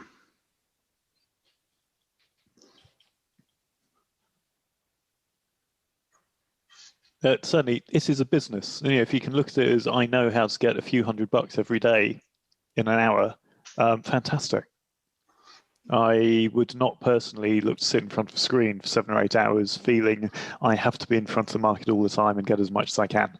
That's dangerous. Yeah, that's very dangerous. My approach is my computer is always running, and there's certain times of the day and certain times of the night in the US here that there's frequently interesting activity in the markets, like around midnight, my time in California. There's often some interesting gold trades and oil trades based on what's happening in Europe and the Middle East.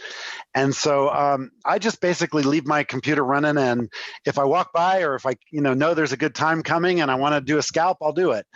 But I don't really focus on sitting down and working in the markets other than around the open. Because that's a really productive time. The first 2 hours of regular trading are a really productive time to make money. And so that's worth focusing on. But as I said, there's other times of the day you can just kind of make a habit of checking in on your machine.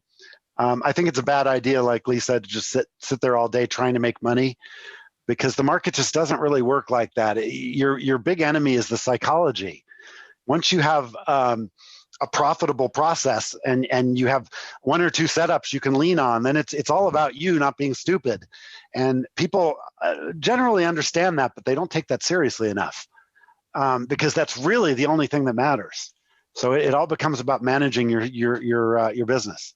See, now we get another push up here. Let's take another look at but it looks very different than it did before. This does not look like a consolidation ebb and flow. It looks like a contested level. See the difference between this one here and what's going on now? This was so orderly. That's what orderly consolidation looks like. Same thing here. But now look at what we've got up here. It's just not quite there. It sweeps up, and then we just had a sweep down and a sweep up on the same spot. So this is being litigated. It's being argued. No, but not the kind of momentum agreement we had at the last consolidation. So there it goes down. That was pretty clear that was not going to break out to the upside, whereas the other time it consolidated, it was clear that it was. So that's a good example of that right there. Again, look at how erratic this is versus how smooth these ebb and flows are here. Ebb and flow will always lead to a break of the range one way or the other, sometimes both. But it's a very predictable situation because you know where you're wrong. That's why I like trading those so much. That's just gaming the range at any given moment. So Arshad asked a question about, do we look at cumulative delta? And then he Can barely hear you, Lee. Yeah, you're away from your mic. So Arshad asked if we look at cumulative delta. If so, it's been sloping down all day even now. And this is classic of what happens in our boot camps, where people will ask about something they've heard of or they use, and they don't see it on our screens, and they ask if we use it and then tell us about it. Yeah. And you haven't seen it on either of our screens. Ergo, we don't use it. Yeah. And we don't need to know about it. And we can, explain lots of reasons why. For me, any bar delta or accumulation of it is really too coarse and therefore very low importance and a distraction. But, this is why we encourage blank slate in our boot camps. Don't bring the stuff you think you've heard about or think you know about, because we're going to tell you the stuff that is useful and works if you apply it in certain ways.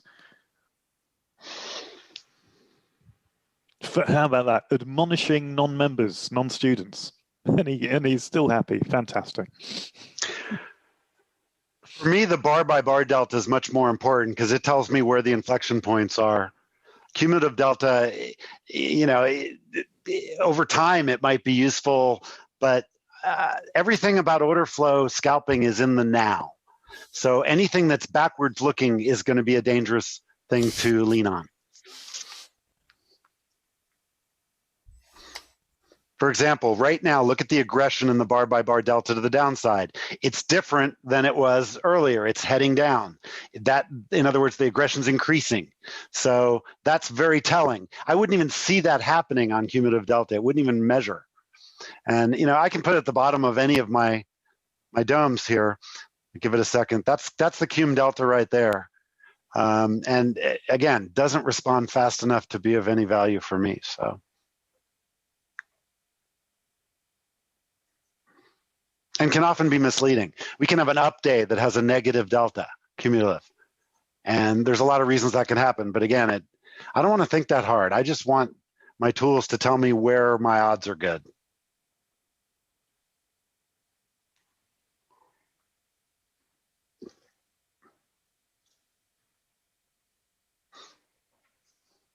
And the answer right now is odds aren't good anywhere. This is the middle of the middle. It's a dangerous spot.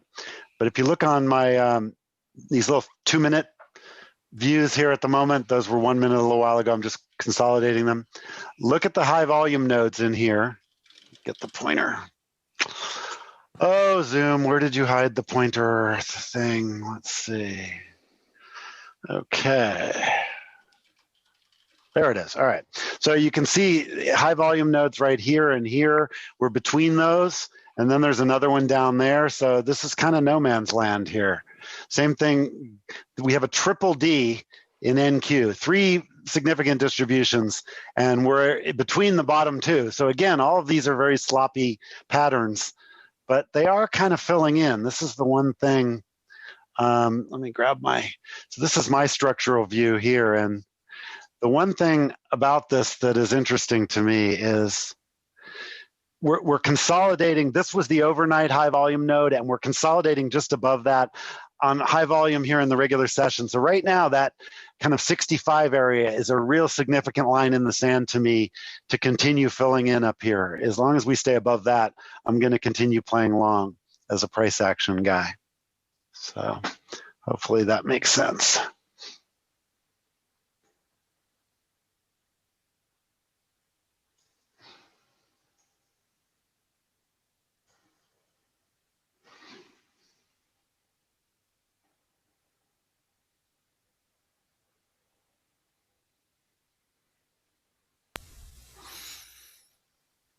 I don't usually trade during these events because my attention is on the event, but just saw that little reversal right there at the LRC lows, and so I grabbed a scalp off of that. This one here? Yep. Yeah, that was a perfect little long. Yeah, that was the spot I was just talking about where I said it was a sloppy consolidation, and then boom, it got long. It got aggressively bought, and that's a really good example there. Let's just blow that one up. Look at how that got telegraphed by the delta down here. This was the negative delta. It rolled over, and then, it was really clear that we weren't going to go down. And so, whether it was stops getting hit or people buying or whatever, we were already at the other end of the range. So that's a perfect scalp using the range. This is the high of the range. That was the entry at the low of the range. That's what we were talking about earlier about the, chop. Chop is hard to trade. Chop is real easy to trade. And they all did it together too. Yep. Good point. That was what I was looking at. It was all 3 of them were in the same spot at the same LRC intersection. The deltas did the same thing. All of a sudden, the offers all pulled and the bids started piling in. It was like, okay, there it is, boom, and it was that's a high volume reversal long right there, right off the edge of the range. Those are beautiful, and when it's correlated like this, it's perfect. Yeah, because it's telegraphing it to you. You can see it coming. Yeah, we are near the first hour high, the initial balance high. Let's take a look at that view right here. And that's why this is such a tricky spot. It looks like, well, why not short that? It's the top. Well, that's exactly why the ledge will break, because all the retail guys are going to short the high. Now, the question is, can we get to this ledge up here? Good chance, I'd say that we could, but it's going to have to work to get up there because there's these sweepy sells going on. And so that's your danger. What you want to do, you don't want to buy the breakouts. You want to buy the failed pullbacks. That's how you play this.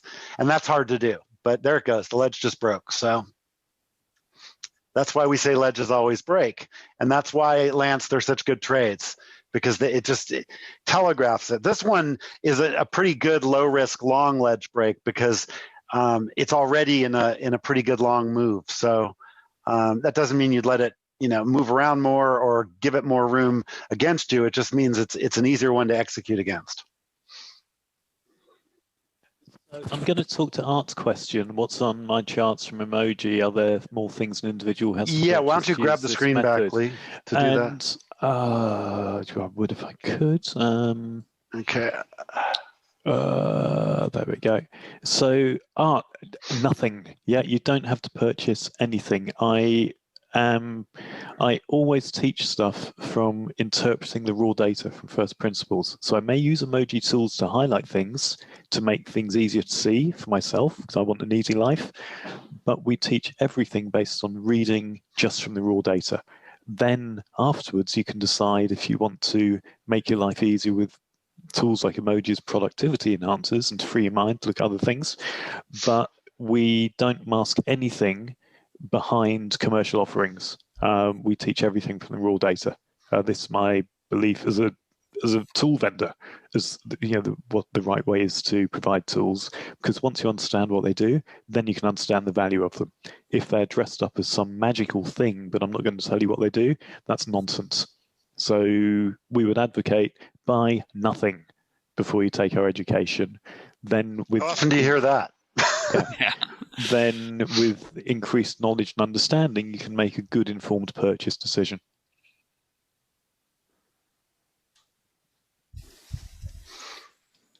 End of non-sales pitch. Yeah, End of sales prevention. Great comment from Lisa, by the way, too, that the first 2 weeks that we teach the scalping price action technique, you don't need anything for that. Any simple platform that can do charts faster than 1 minute will work. You need nothing else. And so that's why for the first 2 weeks, we don't even recommend you have your platform running. You just watch what we're teaching, because the technique can be executed anywhere. And you need literally no indicators to do what I've been showing you with the regression channels.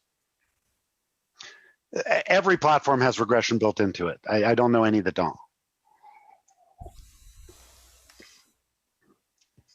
So I think we're having an interesting day structurally. We've had our two-sided day, although we had a three-sided day, didn't we, this week? It wouldn't surprise me if we go back to the lows today.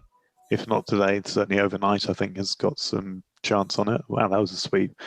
And we're starting to get to rookie roast time too. It's probably the time we should start to just see what other questions we've got, either from members or from guests, and gently start to wrap this up.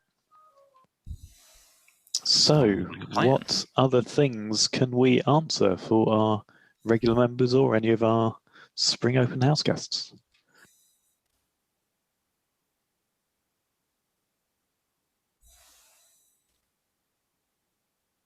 Well, that scared everybody away. You've lulled everyone to sleep with your melodious voice. That's what it is. So, in terms of other things that are coming along, tomorrow we're doing an ad hoc clinic for TRG members on MBO information, market buy order information, my orange things here, which was by special request from a couple of members. So we'll be doing that tomorrow. If you are going to attend this, I would appreciate you popping discussion points, agenda items in the pit so that we can make sure it hits every point. And then for our guests, with Spring Open House, we're going to reconvene on Sunday Reopen, which is 2:15 Pacific. 2:45. 2:45 Pacific. At least I got the hour right. I sometimes start early at 2:30, but yeah, 2:45. Okay. And we'll have emails going out 24 hours before on Saturday and then an hour before on Sunday with the Zoom meeting details for that. And obviously TRG members, you know how to come and join that. So that's what we've got coming up in the next couple of days. Is there anything else that we can answer? Well, we're still here and so you have our attention. What will the closing price of ES be today, Lee? Tell us all. Yeah. It's going to begin with a 3. Ah, see? Part of the way there already. Whether the next digit is an 8 or a 9? I think an 8.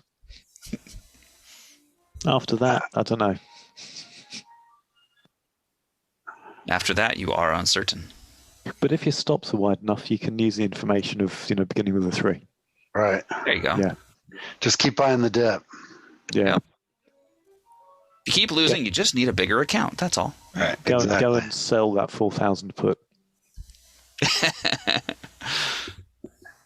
Yeah, we're basically playing ping pong between these two levels that have been in play for a while. That this one around 74 and the other one down around 50 that got bought earlier, and tough to. I mean, from here it's anybody's guess. We have a double distribution with a huge high volume node above us from overnight and one below us now, and And So you've got UB at the high and UB at the low, which means no one has any flipping idea of what is too high and what is too low. Yeah. You Mad. got to approach this as from a scalping mentality, because trying to get directionality beyond that is just not going to work. It's not working. That's the whole point. So if it starts working, that's different. But what would it take to do that? I always like to ask myself that at this time of the day. What would it take to really shake this up? And most days it's a little bit more obvious. Today, like Lee said, we could easily trade up to 3,900 and then come right back down to here. This is a very erratic tape with really good price action on it. So again, the moral of the story keeps coming back to forget the price levels and just trade the price action here and let it just go wherever it wants, because it's in some price discovery. We're exploring a little bit here. And I'm telling you, it's this ship in the Suez Canal. That's the catalyst. Yeah, really. That's a pretty funny one.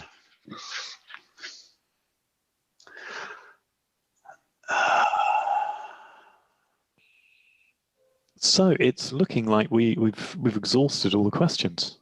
I think We're so. still playing around at the high. So Yeah, it's going to break the ledge again now, and it just did. Yep. That's why I say that statistic. When you're heading toward a ledge with any sort of momentum, there are 99% odds it will break. Might only do it by a tick, but that statistic is worth remembering. That is a true story.